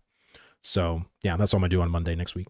One who has seen this story play out again and again and again. Game project overpromises and raises money through hopes and dreams. People are skeptical and get called haters, then the project dies, and yet it will continue to play out again many more times in our lifetimes because the MMORPG player base are desperate, trusting, and easily convinced a bright new future lays just beyond the horizon, and the next project will be the one, guys, for real, trust me, bro. But why does this keep happening? Why do Kickstarted crowdfunded MMORPG projects keep popping up, promising something amazing, taking loads of money off you, and then dying without giving you a game? And more importantly, why do people keep throwing money at them, assuming this will be the one that finally delivers all its promises, as if we have no hope? It's what was it in Shawshank Redemption when Morgan Freeman's character talks about hope and how it's a very dangerous thing? It is hope, and inspiring hope in people. It can be a very, very dangerous thing, especially when it's something that your heart is really wanting. That is what leads to people purchasing and kickstarting and backing these projects. Precedent for what is likely to happen. Well, I think I can explain it, at least a bit of it, and it's mostly to do with how these people that support these projects aren't actually buying a game. They're putting a down payment on a potential future community which involves them, because no current community does. Hello, I'm Josh Strife Hayes. I make videos about MMORPGs. I cover everything from games which released decades ago like RuneScape, World of Warcraft, Final Fantasy XIV, Guild Wars 2, or The Elder Scrolls Online, up to the most popular MMORPGs of today, like RuneScape, World of Warcraft, Final Fantasy XIV, Guild Wars 2, and The Elder Scrolls Online. List hasn't changed. It will never change. But why? True. Why hasn't a new upstart game broken into the cycle and taken the player base away? Where is the WoW killer everyone keeps talking about? And why do Kickstarter MMORPGs keep promising the world, collecting millions of pounds of backers' money, and then not delivering? And why will they keep doing this forever? To understand why this Ashes of Creation thing happened and why it will happen again, we need to look at the state of the genre as a whole, the general player base, the hardcore terminally online people who keep saying they want a new MMORPG and why they want that, and then why it seems accepted that giving millions of pounds to a project which isn't playable is fine, but if an actual existing game asked for the same things, they'd be raked over the coals. So let's look at that. As usual, a massive thank you to all the supporters on Patreon and Twitch who keep this channel alive. I mean, I think to me, it's very simple. It's the same reason why you can't get a great AAA game.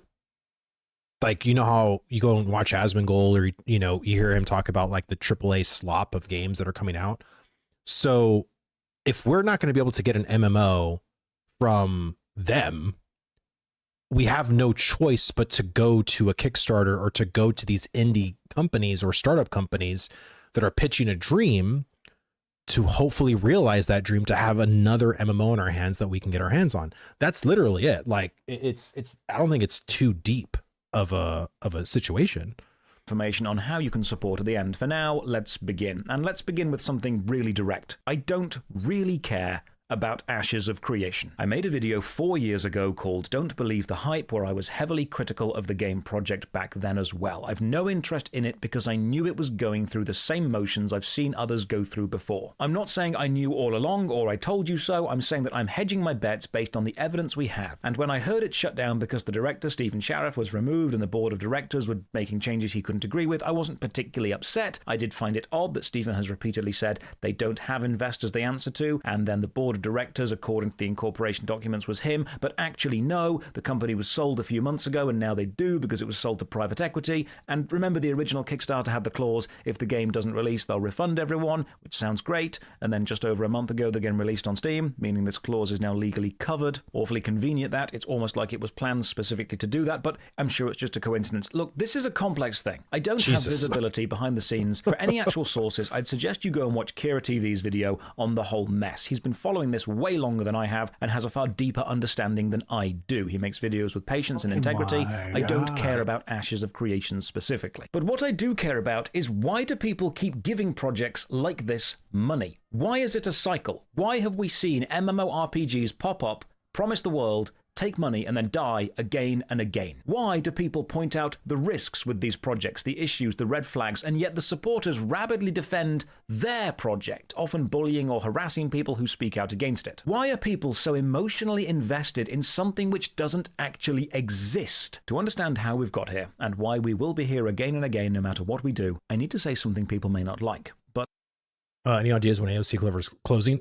From what I know, it's completely up in the air. The servers can close in 2 minutes. The servers can close by the end of the month. No one has any idea. Like, again, there's no one that works at Intrepid. No one works there. So there's no one that's going to be resetting the servers. There's no one that's going to be doing anything with them unless some kind of an official announcement comes up that they're transferring ownership to some other studio or some other thing to take over. We know nothing. Like there was, and I was thinking, like, and I told people over the weekend, we should have some kind of official announcement by Karen or by someone to know what the hell's going on. Because I thought it'd been very simple that, hey, we just laid off everybody, the company's shutting down, and Ashes of Creation is going to be gone. But I am pretty sure, just like any hedge fund, they're going to want to recoup their losses, which means they could just sell Ashes of Creation to the highest bidder, or they can just sell parts of it to people. Like, I don't know. Like, it's really up to them what they do. Allow me to explain. MMORPGs aren't good games. At least not from a game design point of view, where maximizing the fun at a moment-to-moment level is the priority. I say this as someone who loves the genre and has thousands of hours in multiple games. The moment-to-moment gameplay is mediocre at best in most of them, and kind of dull in some of them, because the gameplay was never really the focus. The main selling point was, this is a virtual world. You can have a second life in it. There's even a game literally called Second Life because it understands this. While tab target combat is perfectly functional with lots of people, and action combat can be engaging and flashy and exciting, if an MMORPG released as a single-player RPG, it would likely be slated, as players would say it's way too grindy, way too many reskinned enemies or formulaic quests, dungeons or bosses. And that's because one of the focuses of the MMO is having a lot of stuff.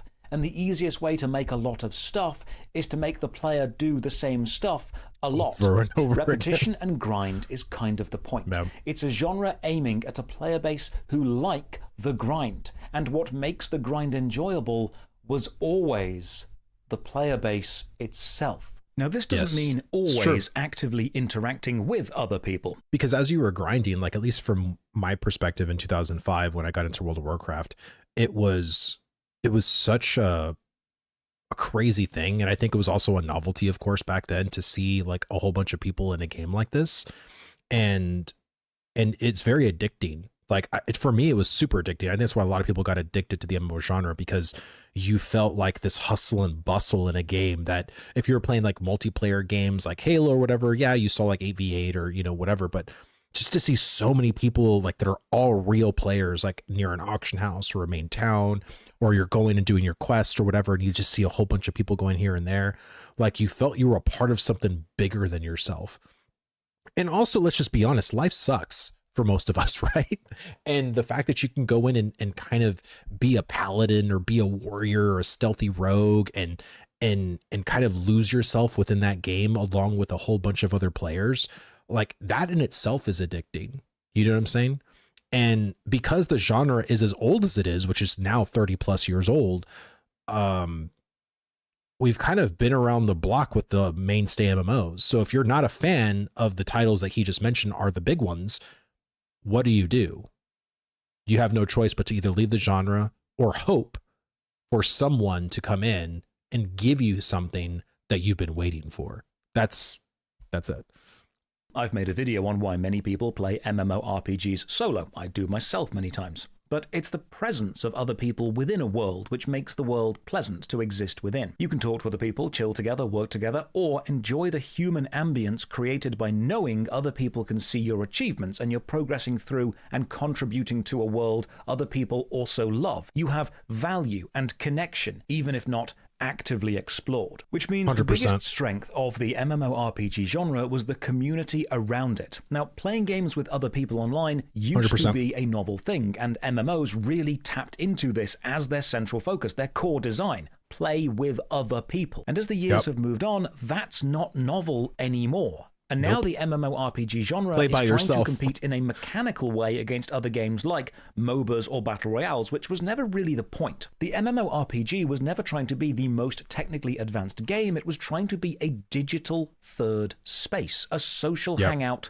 with mechanics attached. I see MMORPGs as old-fashioned chat rooms with a game attached. And it's that community that played them, which people keep coming back for. You can endure a mediocre game just like a mediocre job because the people around you make it fun. In fact, whenever I ask someone why they stopped playing any specific MMORPG, it's very rarely because of a technical or mechanical reason. Yeah, this is World of Warcraft that he's showing right now. Stopped playing. The community dried up. The social aspect slowed down. Indeed, the MMORPG genre has had the same few games dominate it for decades, not because they are the best designed video games, but because they are the best designed communities. It's a symbiotic connection. The MMORPG game... I disagree with that. I think they came out in a very... they came out at the right time for... There was a lot of reasons why Blizzard was successful in World of Warcraft. They had a very small, agile team that came from... in-house, basically. They already had systems and tools created from Warcraft 3. And it was like the perfect storm that created for World of Warcraft. But a lot of the other mainstay MMOs came out because they followed the kind of WoW-like formula. But I don't think people play World of Warcraft for, well, do World of Warcraft people play WoW because of the community? I don't know. And the reason why I say I don't know is because WoW to me is very much a single player game at this point.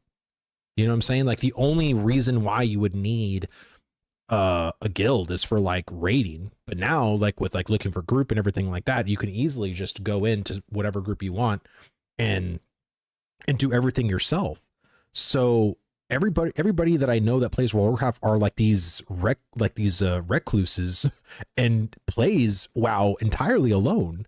So, and I see like a lot of other MMOs following suit, which is why in Ashes of Creation why people were talking about that WoW needed, or Ashes needed to feel more solo friendly, because I feel like the genre has been cultivated now to lean way more into the single player mindset than the multiplayer mindset. And now that Ashes was coming in and bringing the multiplayer mindset back, it felt very awkward because people are very much into the single player mindset. You know what I'm saying? Creates the community, and the community supports the game. Classic TBC is coming out this Friday. Now, we have to understand, the vast majority of people who engage in a thing, be that a game, a sport, a music, a hobby, anything really, they don't engage with it beyond the thing itself. They are casual fans, and that's totally okay. People may listen to a band and enjoy the music, but anything further, such as knowing all the band members' names, their earlier works, which brand of equipment they use, that kind of doesn't matter to a casual enjoyer. That's more of a hardcore fan thing. People can enjoy an actor without knowing anything about the actor's personal life, and people can enjoy a video game without engaging with the forums or subreddit or real-life meetups of that game. And this means the people who log into an MMORPG, enjoy it, and log out are the casual fans. They aren't posting on forums or watching Twitch streamers or complaining about patch notes on YouTube videos. That's reserved for the more enfranchised hardcore. So when people tell me every MMORPG player is unhappy with the genre because they see a few people complaining online or a few people looking for a new game constantly, I have to remind people, you're only seeing people so enfranchised they actively engage beyond the thing itself. The people who are happy with whatever game they play are just playing that game. I have loads of friends who are totally happy playing RuneScape or World of Warcraft or Lord of the Rings Online, and when I ask if they would leave their game for a new MMORPG that is technically better, they say no. Not because they think the game they play already has the best graphics or the best music or the most amazing, incredible systems, but because to them, it's not just the game on a technical level, but the community and connection to the game which matters to them. So while this well, if they're still enjoying the game, like there's no reason. I think a lot of mono gamers exist. Like I'm a mono gamer when it comes to MMOs. Like once I find an MMO, I don't need to play other MMOs. Like I don't care if there's something better because I'm having fun in my current game. But as soon as they're not, the second thing that happens to those same players is the sunk cost fallacy. Like if you've been playing Guild Wars 2 for 10 years, 12 years, or you played, SWTOR for that amount of time, you played any game for that amount of time, you've collected all these raid achievements, transmog, mounts, like all this shit. You can't just abandon that account of 10 or 15 years to go to somewhere else. Like it's that sunk cost fallacy that hits you really hard where it's like, oh, I'm not having a good time right now, but fuck, like if I go to this other game, I have to start all over. And you know what I mean? Like, and I think a lot of people kind of face that fact too. You say at the end of the day, the fact that they haven't shown us anything is a good thing. At least they aren't teasing us only to cancel. They said if it comes out, it will. If not, it won't. I can appreciate that. Are y'all talking about another MMO or are you talking about Ashes? Like, I'm just curious what y'all talking about. Oh, we're talking about the Riot MMO. Yeah, exactly. Like, and I think Riot MMO, they need to be as NDA as possible and not say a dang word. They just got to put their heads down, work, and come out when beta hits or something, or like, when they're very fucking close at releasing. Quinfall on Steam is $10. I played for 3 hours tonight and I'll be back on it tomorrow. Yeah, I looked up Quinfall and I don't know if that game's going to be for me, to be honest with you. It doesn't look interesting, but I do have that one on my list. Like, we'll see what happens. Like, I might try that one. I don't want to write anything off, but I did look at it. It just like, but we'll see what happens. Video is going to look into the type of people who give money to ambitious MMORPG projects. Please understand, we're talking about a subset of people within a subset of players within a subset genre. So we have a genre of game which often lives or dies on its community, with the people who are happy and comfortable in whatever their community is, just enjoying being there. This means, from my experience of talking to many MMO players, the people constantly pining for a new MMO to come along and change things, the players most desperate to jump into something new, are often the players who aren't part of an established community in any other game. They don't feel they have a stable or solid guild or clanmates, sometimes even consistent online friends. They're often players who are trying to play MMO games without the support of also being in the community of those games, which means they have to judge the games not as a social hangout, but as a mechanical experience, and that's always been a weaker aspect. The players who are constantly looking for the next big thing are often wrongly convinced it's the mechanical aspects of an MMO which will then build the community, and not the players constantly sticking together and interacting despite the mechanics not being the best. This means a new MMO won't capture players by just promising new mechanics, because the happy players are content playing whatever their game is, but promising a new community to be a part of. That's a human need. That's a very attractive marketing angle. That's why we see a systemic focus on highlighting all the ways these new games will have interconnected communities and how you as a player will matter. There's a reason whenever a new MMORPG project needs funding, it focuses on marketing phrases like player-driven, player-created, skill-based, your story, guilds, clans, build your own city, game reacts to your actions, living, breathing world, non-repeatable quests, your choices matter. It's because those designs put the individual into a position of power within the game world, and being in a position of power is a strong desire for someone who wants to be important in an MMO, but doesn't feel that in any of the current ones. But then a new game gets announced, a brand new MMORPG which will change things. It will be amazing, incredible, have systems that revolutionize the genre, change gaming forever. It will be everything you want it to be, and the people without a stable community in one of the existing games get very excited, because to them this isn't just a new game.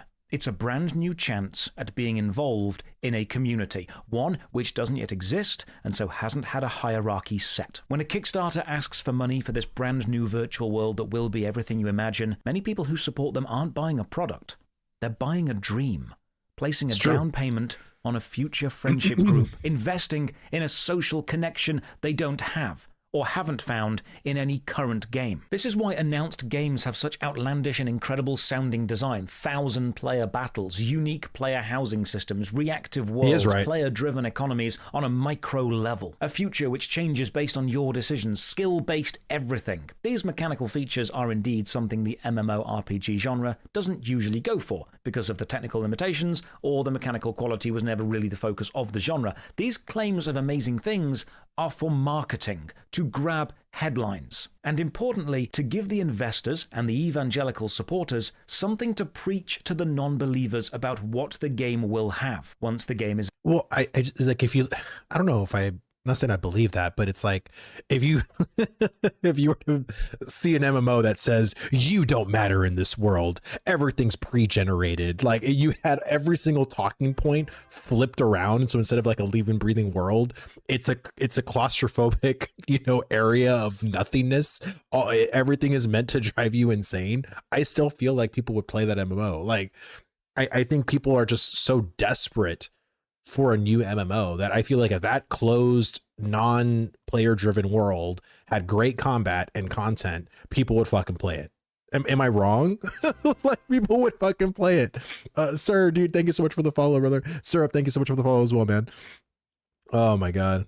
Actually made. It's just wild. Because saying I'm investing in this because I want to feel part of a community and haven't found one I gel with and feel this may create one I can be involved with from the start, thus grandfathering myself into the social fabric of society within the game and being important, doesn't flow as much as the game is going to be sick because it has cool features your game doesn't have. It not only creates the us versus them mentality, but then actively supports it. This is why like I was telling my wife today, like if I was like a multimillionaire or like a billionaire or whatever, like I would literally, what I would do is I would create a company and I would go not throughout the way Steven took it, but I would the first game I would create with a small team is a phone game. I'd make the most egregious pay to win fucking, what's that one? Raid Shadow Legends. I would make the competitor of Raid Shadow Legends on mobile. Once I make that game and it's hopefully successful, the next thing I'm going to do is make a single player RPG. And that's where it's going to be the precursor to the MMO that I'll eventually make. So now that I have a freaking mobile phone game that's making buku fucking mucks, I can now support the single player game. And what the single player game is going to do for me and my team is it's going to focus on tool creation. It's going to focus on character development. It's going to focus on the story. It's going to focus on creating all the back end tools for the MMO, sort of like how World of Warcraft 3 was the kind of olive branch to make World of Warcraft. That's what I would do, because by the time then we get to the MMO part, the single player RPG is finished. That I would make the prequel story to the MMO story. And that's how you would basically, in my opinion, that's how I think you should do it if you're an indie company, because you can't have nothing going for yourself. You know what I'm saying? Like, you literally need something. And I told Steven for a long time, like, develop a fucking phone game and have that subsidize your fucking MMO. Like, how many pointless fucking MMO? Dude, there's this game that I have on my phone. It's so much fun. It's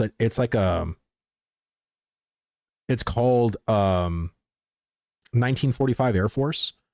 And it's basically kind of like the old school game 1945. And there's literally like pay to win options there where it's like $100 to unlock ads. So if you don't want ads on that game, you pay $100 fucking bucks. And it's like, what the fuck? But it's like, I would rather have a game that's so egregiously monetized on mobile to then subsidize my fucking game. You know what I'm saying? Like, I think that'd be fucking amazing.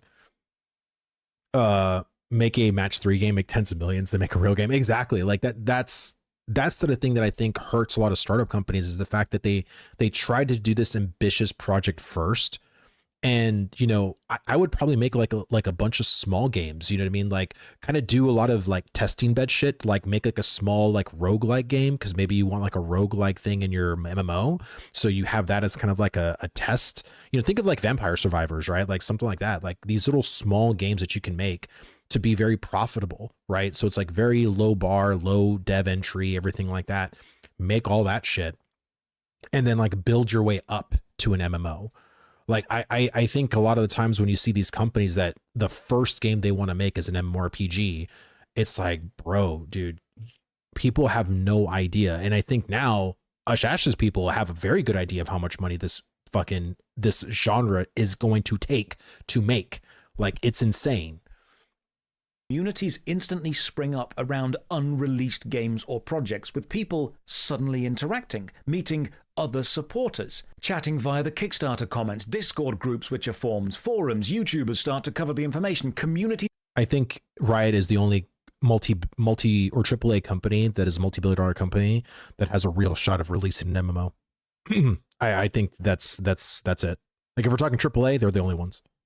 Begin to form around the game even though it doesn't exist, and anyone who is critical of the game often gets attacked by that community, because to the community that is forming, that game isn't just a game, it's the start of a new symbiotic relationship between game and community, community and game, and critiquing any part of that process is attacking the process, preventing it from happening. And the process has to happen to form those connections, to maintain them, for them to be important at all. Because the game needs to exist for their community, their social group to exist. And if they have so much time to dedicate to this new one that doesn't even exist yet, it's often because they haven't found stability in another. The groups of players which form around a new game project and then become friends, and indeed real friends, often know on some level that the project is the glue holding the community together. And if the project fails, the friendships will fail and fall away too. Think about how many times you've had work friends, then when you leave a job, you never see them again. It's the same principle, but with a game. Connection has value, and the people. I always said, you know, I played WoW for 20 years, and I made a lot of friendships there, and I only keep in contact with one person. Out of the 20 years that I played World of Warcraft, I keep in touch with one person, and they keep in touch with me. I made a shit ton of friends. And it almost feels like an elevator ride, you know, like same thing with Halo. Like Halo, I met so many people in Halo, and then when Halo wasn't a thing anymore, like I don't have those Halo friends anymore. And I think in these chapters in people's lives, it feels like this elevator ride where you're in this elevator with people, and sometimes you're in there with good people, bad people, okay people, shitty people. But then there's a time where the elevator dings and you get off. And I feel like elevator kind of crashed and we're all just like running out. This is a different scenario, but it's, you know, like sometimes the time's up, and sometimes you will walk with people outside that elevator, and you'll go the same ways with people, and other times you won't. You know what I'm saying? Willie, dude. Oh shit. Fucking big boy Willie, man. What's going on, brother? I've been seeing your Warcraft streams, man. I'm actually going to be playing Midnight in March. I love you, brother. After what happened in New World, I feel a lot of the Ashes community here. Yeah, man, I appreciate that, brother. I very much appreciate it. It's never fun to have your game you love stripped away from you out of nowhere. 100%, man. 100%. But it is what it is, man. Like, we're just going to move forward. And, you know, a lot of us have been trying to figure out what other MMOs we're going to be playing. But, you know, I'm probably going to be playing Midnight with my buddy Roar. And we're just going to, you know, go from there, man. But I've been loving your streams, brother. Like, you've been doing so well. Thank you, brother. Thank you so much for the support. People who support these projects do make connections and do value them even though the game doesn't exist. And you're not wrong for valuing them. They are important things. So why does this affect the MMORPG genre and player base so much? Disproportionately so. Why are MMORPG projects seeking millions in funding often more successful than, say, a smaller single-player game seeking far less? Well, if you want me to be candid and direct, it's because the MMORPG genre often encourages unhealthy play behaviors built around spending vast amounts of time inside it, and then rewards those who have strong community connections within the games, and thus access to stable and capable teammates to complete the harder content. This leads to a group of people who spend so long online they lose or damage real-life social connections. So when those players either burn out of a game, get kicked out of their community, or leave for any other reason, you've got a subset of hardcore gamers who often place online gaming above real-life socializing, who want to spend hours and hours a day inside a virtual world. Dude, and these are like the terminally on, and we I love the Ashes community, man, but God, there were some terminally online Ashes people. Holy moly, man. Like, the no lifing in some of the guilds was crazy. And for me, for someone that was playing Ashes of Creation, like, you know, a couple of hours a day, like, I'll never compete with them. I get it for the night. Much love, brother. If you need a home in TBC, just hit me up. Awesome, brother. Thank you. We'll do. I have a huge guild on Art Slayer with 400 plus members in a Crazy Love Foundation. That's great, man. I might play TBC. I've been really debating. Are you Alliance or Horde on Night Slayer? Curiously, Alliance. Loktar Ogar, my friend. Why are you the opposite faction? No, we're mortal enemies now. It's all right, brother. Good night, man. We'll talk later. We'll talk soon. Love your Lich King song, Willie. Oh yeah. A bunch of disgusting Gardem gnomes. Have a good one. Who are desperate for a new community to be a part of and want to be important within that community. But they've already gone through the follow, brother. Games that exist and haven't found what they're looking for. Often not because they haven't found a game they like, but because they're looking to be part of something beyond a game, part of a social group. And those isolated or displaced players are willing to throw money at the potential of connection within a world which doesn't exist. A world where they are who they want to be, because it happens in the future, where they could be anything. Marketing people in the audience will know you don't sell a product, you sell a lifestyle. As a product, an MMORPG game is a fading genre populated by an aging player base. But as a lifestyle, it's still a gaming... Dude, Sylvanas was always my favorite. I was a Sylvanas enjoyer long before anyone, to be honest. My first ever character was an undead warlock, and Sylvanas was always my queen, personally. Yeah, also Lich King didn't do anything wrong either, in my opinion. I think he was totally correct in what he was trying to do. So, remember the 2000s when UMMO was released every other month? Yeah, I know, right? Very much a different time frame than it is in 2026. What's crazy enough, I remember in 2000 a Snickers was 79 cents. If you go to the convenience store right now, it's $2.70. So yeah, completely different story now.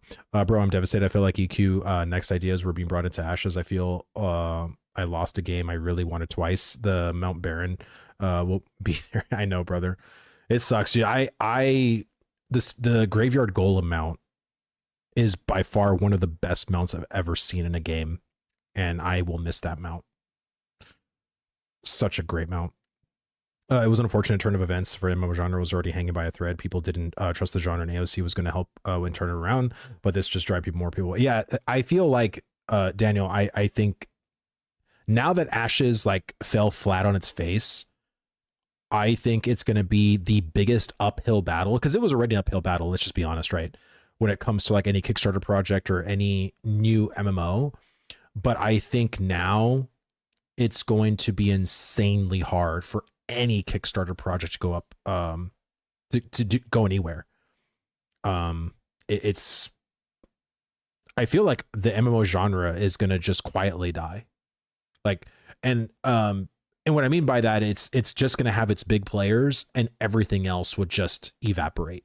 Like every other, if it's not a mainstay game, it's just going to evaporate eventually. Let me see. So the question is if AWS will continue to maintain servers. Yeah, that's the question. Like, we don't know. Like, we don't know what this new leadership is going to do with Ashes. Like, we just don't know. Until they let us know, until there's any kind of direction given, until there's any kind of announcement, like we're just kind of SOL and information.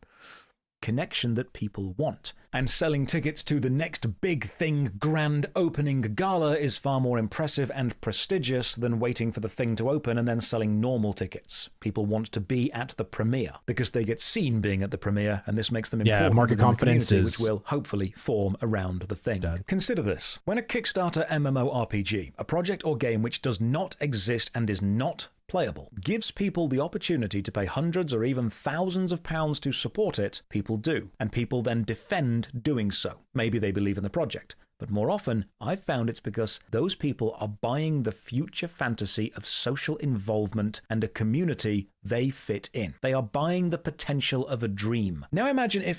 Am I going to stream WoW? No. When I stream, it will not be World of Warcraft. I'll play that on my own time. But no, I'm going to stream next week, and the first game I'm going to try out is Arcade Classic, and I'm going to play that for a day, for a couple hours, like maybe 2 hours, and just see what the first time player experience is. And then I think what I'm going to try to do is I'm going to try to stream every day like I have been doing, but I'm going to play a different MMO. Like maybe on Tuesday I'll play like Monsters and Memories. Wednesday I'll play another game, and just kind of give, there's some developers that reached out that said, you know, hey, would I be willing to like play their game and just give feedback on, you know, their game? And I'm like, sure, you know, so I'll see if I can do that for people. An existing MMORPG offered shop options of future things for hundreds or thousands of pounds, or things which may one day exist. The communities would hate that. They'd call it greedy, a scam. They'd say, why are you asking for money for a product which doesn't exist within a game which does? And then consider the absurdity of this. Why are people more comfortable giving millions of pounds to a project which may possibly exist than giving the same amount of money to a project which actively currently does exist? It's because they aren't buying access to the game. They are buying the dream. And a dream is always perfect. Again, understand. Well, yeah, the idea of a game is better than the reality, and that's definitely the case with Ashes of Creation. But the reality in the other mainstay games is people don't like them. Like, if you're not a fan of them, why would you throw your money into already finished projects and buy their expansions or wherever they are in the current market if you don't like its combat, if you don't like its content, if you don't like its game loops? Like, I understand what Josh Hayes is saying, is basically saying, well, just pick one game out of these mainstay MMOs. But if you don't like any of them, then what do? You know what I'm saying? Like, this is why people are buying the dream. Like, whether it's Star Citizen, whether it was Ashes of Creation, hell, whether it was fucking the day before.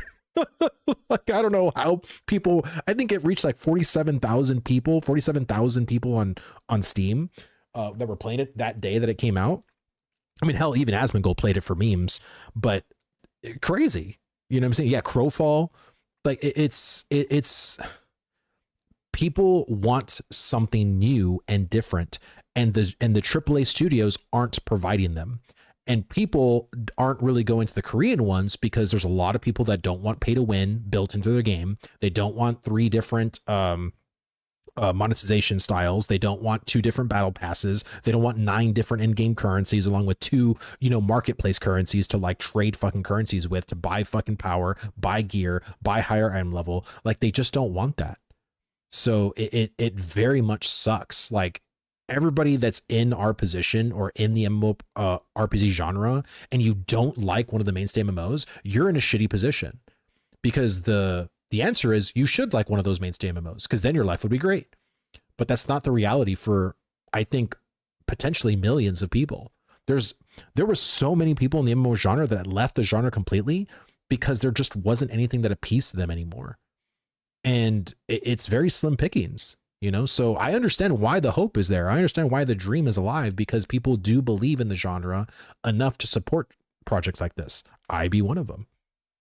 That an MMORPG player who is just happy and content with their current game and their current community, I know I'm not alone in not this, giving hundreds or thousands of pounds to a project promising a new one. The people often supporting these projects at the highest price points are desperate for a community to belong in, and these projects know that. Giving money to a product which already exists means facing its flaws and facing the daunting task of ingratiating yourself into a community which already exists, climbing a social hierarchy which already exists, and accepting you may not be an important person straight away. You may fade into the crowd. Watch me on Monday. Means dealing with social engagement where your value comes from you and you alone, and making friends as an adult is hard, especially when everyone else already has years of connection to each other. It's daunting.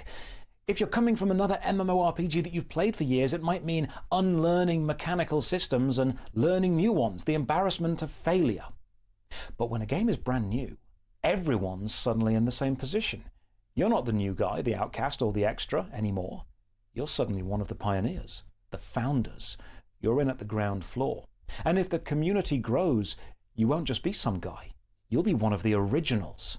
And that is a very attractive concept for people who don't currently have a community. Very true. But a new MMO, a brand new community, that's a new start. Everyone wants to connect. That's a fresh chance at being a someone, a chance at belonging.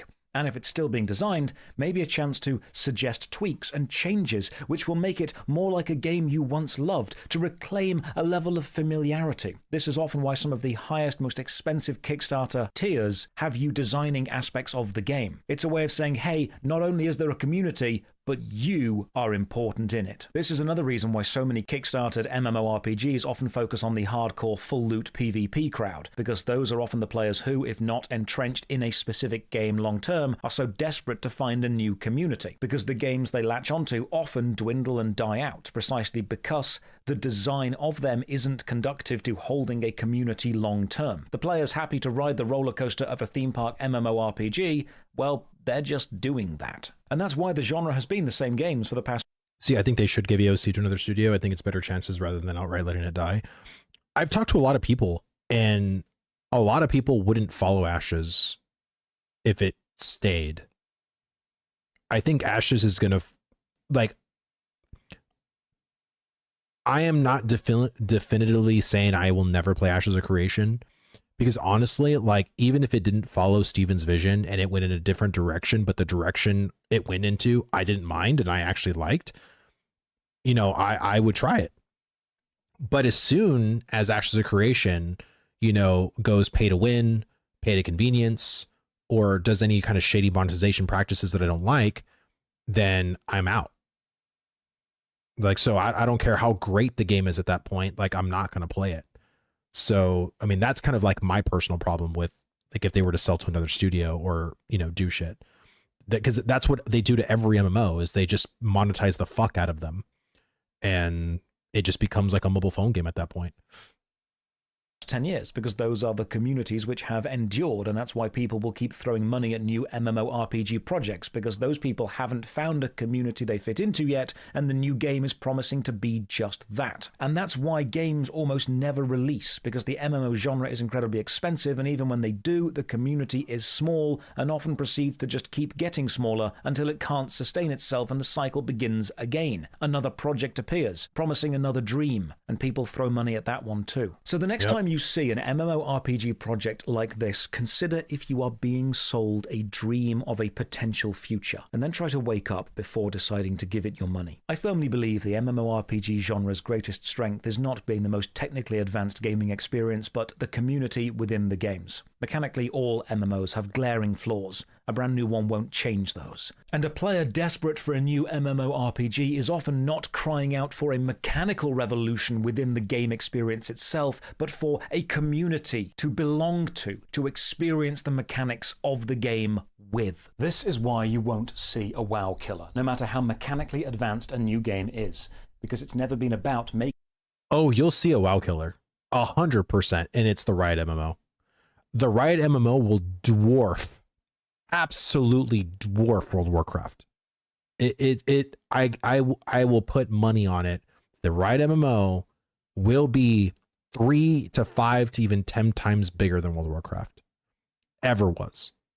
I truly mean that. Let me see. There's a reason I've been playing Ultima Online since today 7. Yeah. Let me see. I'll keep watching, Vlad. Recommend Classic Plus content. It seems to do well. Yeah. Like I said, I will try Arcade Classic. I probably will. You know, I know World of Warcraft. I've been hearing rumblings that World of Warcraft might have a Classic Plus sometime next year, or maybe they'll announce that at BlizzCon. Like, I'd be willing to try that, because vanilla WoW in a different shit, like I wouldn't mind trying something like that. But the current WoW for me is just so like mundane. I've done it for so long. It's just whatever. After these last 10 years, we won't care what they will, only what they want is. Yeah, no, for sure. What the fuck makes you think that'll be 10 times bigger than WoW? We haven't even seen anything regarding it yet, because of how huge the League of Legends community is. League of Legends per month, there's concurrent players of like 120 million worldwide.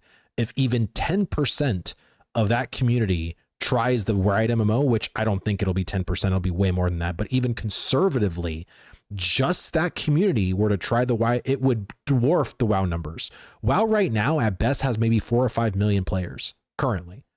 Like, that's going to come out, like, it's going to dwarf that number. Like, it's going to dwarf that number. And everybody's going to be talking about the Riot MMO. Like, it's going to be monumental. Yeah, the real WoW killer is Blizzard. Well, for sure. I mean, and we've done that happen already with 2021 being Shadowlands and the whole, milk incident, sexual allegations and stuff. I may be wrong, but how this works is people getting refunds if you link your account to Steam, you won't be able to play it from Steam. Can you refund it on Steam? And if you bought it on the website, if you bought it from the website, I don't think you can. Like, Steam was a whole other purchase. So if you purchase on Steam, you can get a refund. But if you didn't purchase on Steam, you're probably not going to get your money back. Making a better game on a technical level. It's about displacing a community which has endured for decades, which you won't do. It's why City of Heroes was revived. It's why old school RuneScape exists. It's why EverQuest is more popular than EverQuest 2. The communities of those games endured. And if you as an MMORPG player are waiting for the next big thing, maybe understand that it might not actually be a new game you're waiting for. It might just be a new community within a game that exists right now, who would love to play that game with you and help you feel involved, connected, and wanted. Maybe in the future... Well, that's not even including the paybacks from other Riot games. Bro, that's not even considering the other MMOs it would pull from. Like, there would be a shit ton of WoW people that would go play the Riot MMO. There'd be a shit ton of Final Fantasy people that go play the Riot MMO. Like, everybody would go towards that Riot MMO. Now, of course, numbers would dwindle because that's how everything works, right? But I could honestly probably say that game could probably have an upwards of like 50 million players concurrently. Like, I'm not even exaggerating. It could be that monumental. Like, it could be insanely huge. Like, and especially if it's free to play. Like, I'm telling you, like, if it's free to play, oh my God, it'd be fucking over. Because most of the Riot games are free to play, but then they might have pay to convenience or, pay to win elements to the MMO. But people have said in the past, I know Necrit's talk about it too, where he doesn't believe that the MMO will have that because a lot of their practices aren't towards pay to win stuff. They focus more on cosmetics. And just imagine a Riot MMO with no pay to win. And it's a cosmetic cash shop. It'd be fucking insanely huge. Just that alone. It could be the most basic bitch MMO with basic systems. It could be basically a WoW clone, and it would fucking do gangbusters. It would do insane. New MMO will release and succeed. But until then, you don't need to give your money to people selling you a dream, when there are communities in games awake and playing right now who would love to have you. Go and find a community and have fun in a game which exists. Make those connections in the present instead of paying for a future which you may not get. Cheers for watching. Another massive thank you to all the supporters on Patreon and Twitch who help this channel stay alive. You can support from only £1 a month. Check the video description for links to the Patreon, Twitch, Twitter, Insta, and our Discord, a community you are welcome to join. And as always, have a great day. Well, this is a really, really great video. I mean, so basically at the end, I kind of feared he was going to say something like that, is basically go play one of the main MMOs and do that. Which I just don't think is in the cards for a lot of people. Like, I agree with the premise. I agree like what he was talking about, but I think overall, like, people will always bet on the dream because it could happen. It's the same fucking reason why people buy lottery tickets. Like, do you know how absurd it is of you winning the Powerball? But yet millions of people buy Powerball tickets, and it's because of the hope that they would be the ones to win. Like, it happens all the time. Let me see. Have you heard of Where the Winds Meet? You described it. I have heard of, so I saw Phantom actually play Where the Winds Meet. I was watching his stream as he was playing it. It's very interesting. It's like an MMO light kind of game. But you know, I don't know, like I want to play like a real MMO, you know what I'm saying? There's actually a second Josh video on the Josh Drive Says channel. I probably won't do another React thing today. I'm probably just going to just curious thoughts on Epitaph, or what is it? Epitome. I think that is the I think if I'm hearing you correctly, that is a new Kickstarter MMO of like AI powered content, and it's using Unreal Engine 5.7. It has like 4 classes. They're gender locked currently. I haven't looked too much into it, but apparently it costs like $12 on Steam to try out the game. Sure, if you want to go spend $12 on it, like I might actually try it out next week. Like I haven't wrote down the ones that I want to for sure try. I want to kind of do that this week and kind of do my homework first, and then I'll have like every day I'll have like, hey, this day I'm going to play this game. This day I'm going to have this one. Epitaph was crazy bad. Don't. Well, that's the thing. Like I know a lot of these games are going to be bad, and if they're not bad, I could just not like them and just tear them apart and say why they're bad for me. So I'm kind of I'm not expecting everything to be like exactly for me. I don't know how to Vane one. Thank you so much for the follow, brother. Thank you. I never played WoW, but I'm sure that that name probably known. I don't know what you're talking about. I have no idea what you're talking. So wait, it's not, I don't think it's fully AI, but it did say that in the description that it's like AI powered. Like there's a lot of stuff that's they're using like AI generation for, which personally, like, I don't care.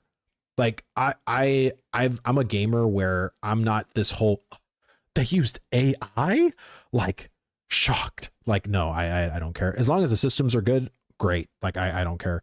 Yeah, saves money. As long as the systems are good, as long as the loops are good, character design, class, combat's good, I don't care. Everything could be AI generated, and I wouldn't give a shit as long as those other things were good. Yeah, saves money, 100%. Riot recently hired good guy Ray, who was the lead producer on WoW. Oh, awesome. Yeah, like I said, Riot's been cooking, dude. And honestly, like you know, a lot, what's really great is that Riot is actually currently hiring for the MMO right now. And a lot of the devs at Intrepid have been applying. And I really hope, because some of those devs at Intrepid, man, are really fucking talented and they're workhorses. And I think Riot would be very lucky to have, like, you know, a lot of the devs that worked at Intrepid. So, you know, right now it's like, you know, they need Bucky. Yeah, I mean, Bucky is goated. He was very beloved by his coworkers. Very, very beloved. So Ash's Refugee here just started Albion today. It seems pretty fun so far. Paranoid, dude, what are you how are you doing, brother? Good to see you. Let me see. You have these MMO devs or indie devs trying to make an MMO right off the bat when they are hard and expensive to make. Indie companies should start small with a good story and lower single player game. Completely agree. Yeah, completely agree. Guild Wars 3 and Riot MMOs are only hope. I think when it comes to, like I said, the big dogs, I think more so the right MMO. I don't know Guild Wars 3 if that'll be successful or not. Guild Wars 2 is very much a particular kind of gamer. It's either you like it or you don't. So I mean, we'll see what happens. Yeah, and make the MMO later if it succeeds. Yeah, 100%. I get my whole breakdown of like how I would do it personally. I would do a mobile game, then if that's successful, do a single player game, and if that's successful, then make the MMO. That's what I would do. But guys, I'm gonna go ahead and break off. Man, just feels so fucking weird. So like I said, I'm gonna be taking a break, so I won't stream tomorrow. Like I said, I will come back Monday, which will be the 9th. So February 9th, I will be playing Arcade Classic. So we'll be starting then. And I might stream a little bit longer on Monday next week, depending on what happens this week. If there's some breakthroughs or some breaking news or whatever, I will cover that on Monday. And then we'll go into playing, Arcade Classic on the private server. But again, just want to thank everybody. Oh, and just to give you all a TLDR, because I've been kind of debating and thinking about. So what I'm going to do regarding my Vladis Gaming channel is I'm going to condense all of my Ashes content into a single playlist folder. And I am going to not make a new gaming channel. And I'm just going to use my Vladis Gaming YouTube channel. And I'm just going to start making like my MMO content on here. That way you guys don't have to resubscribe somewhere else. And it's just, and then I have to fucking do all of the paperwork of once I make partner on YouTube again. And I don't know, it's just, I'm just going to do everything here on this channel, convert over. And, like I said, if that way, if you guys want to support me, if you guys only cared for me talking about Ashes of Creation, I feel like depending on what happens, that's going to very much stop. And I have no problem if you guys want to unsubscribe or, hey, if you're not going to talk Ashes, Vlad, I don't really care to listen to you anymore. Cool. Like, thank you so much for supporting. Thank you so much for coming. And you know what I mean? Like, but it is what it is, man. We gotta move forward.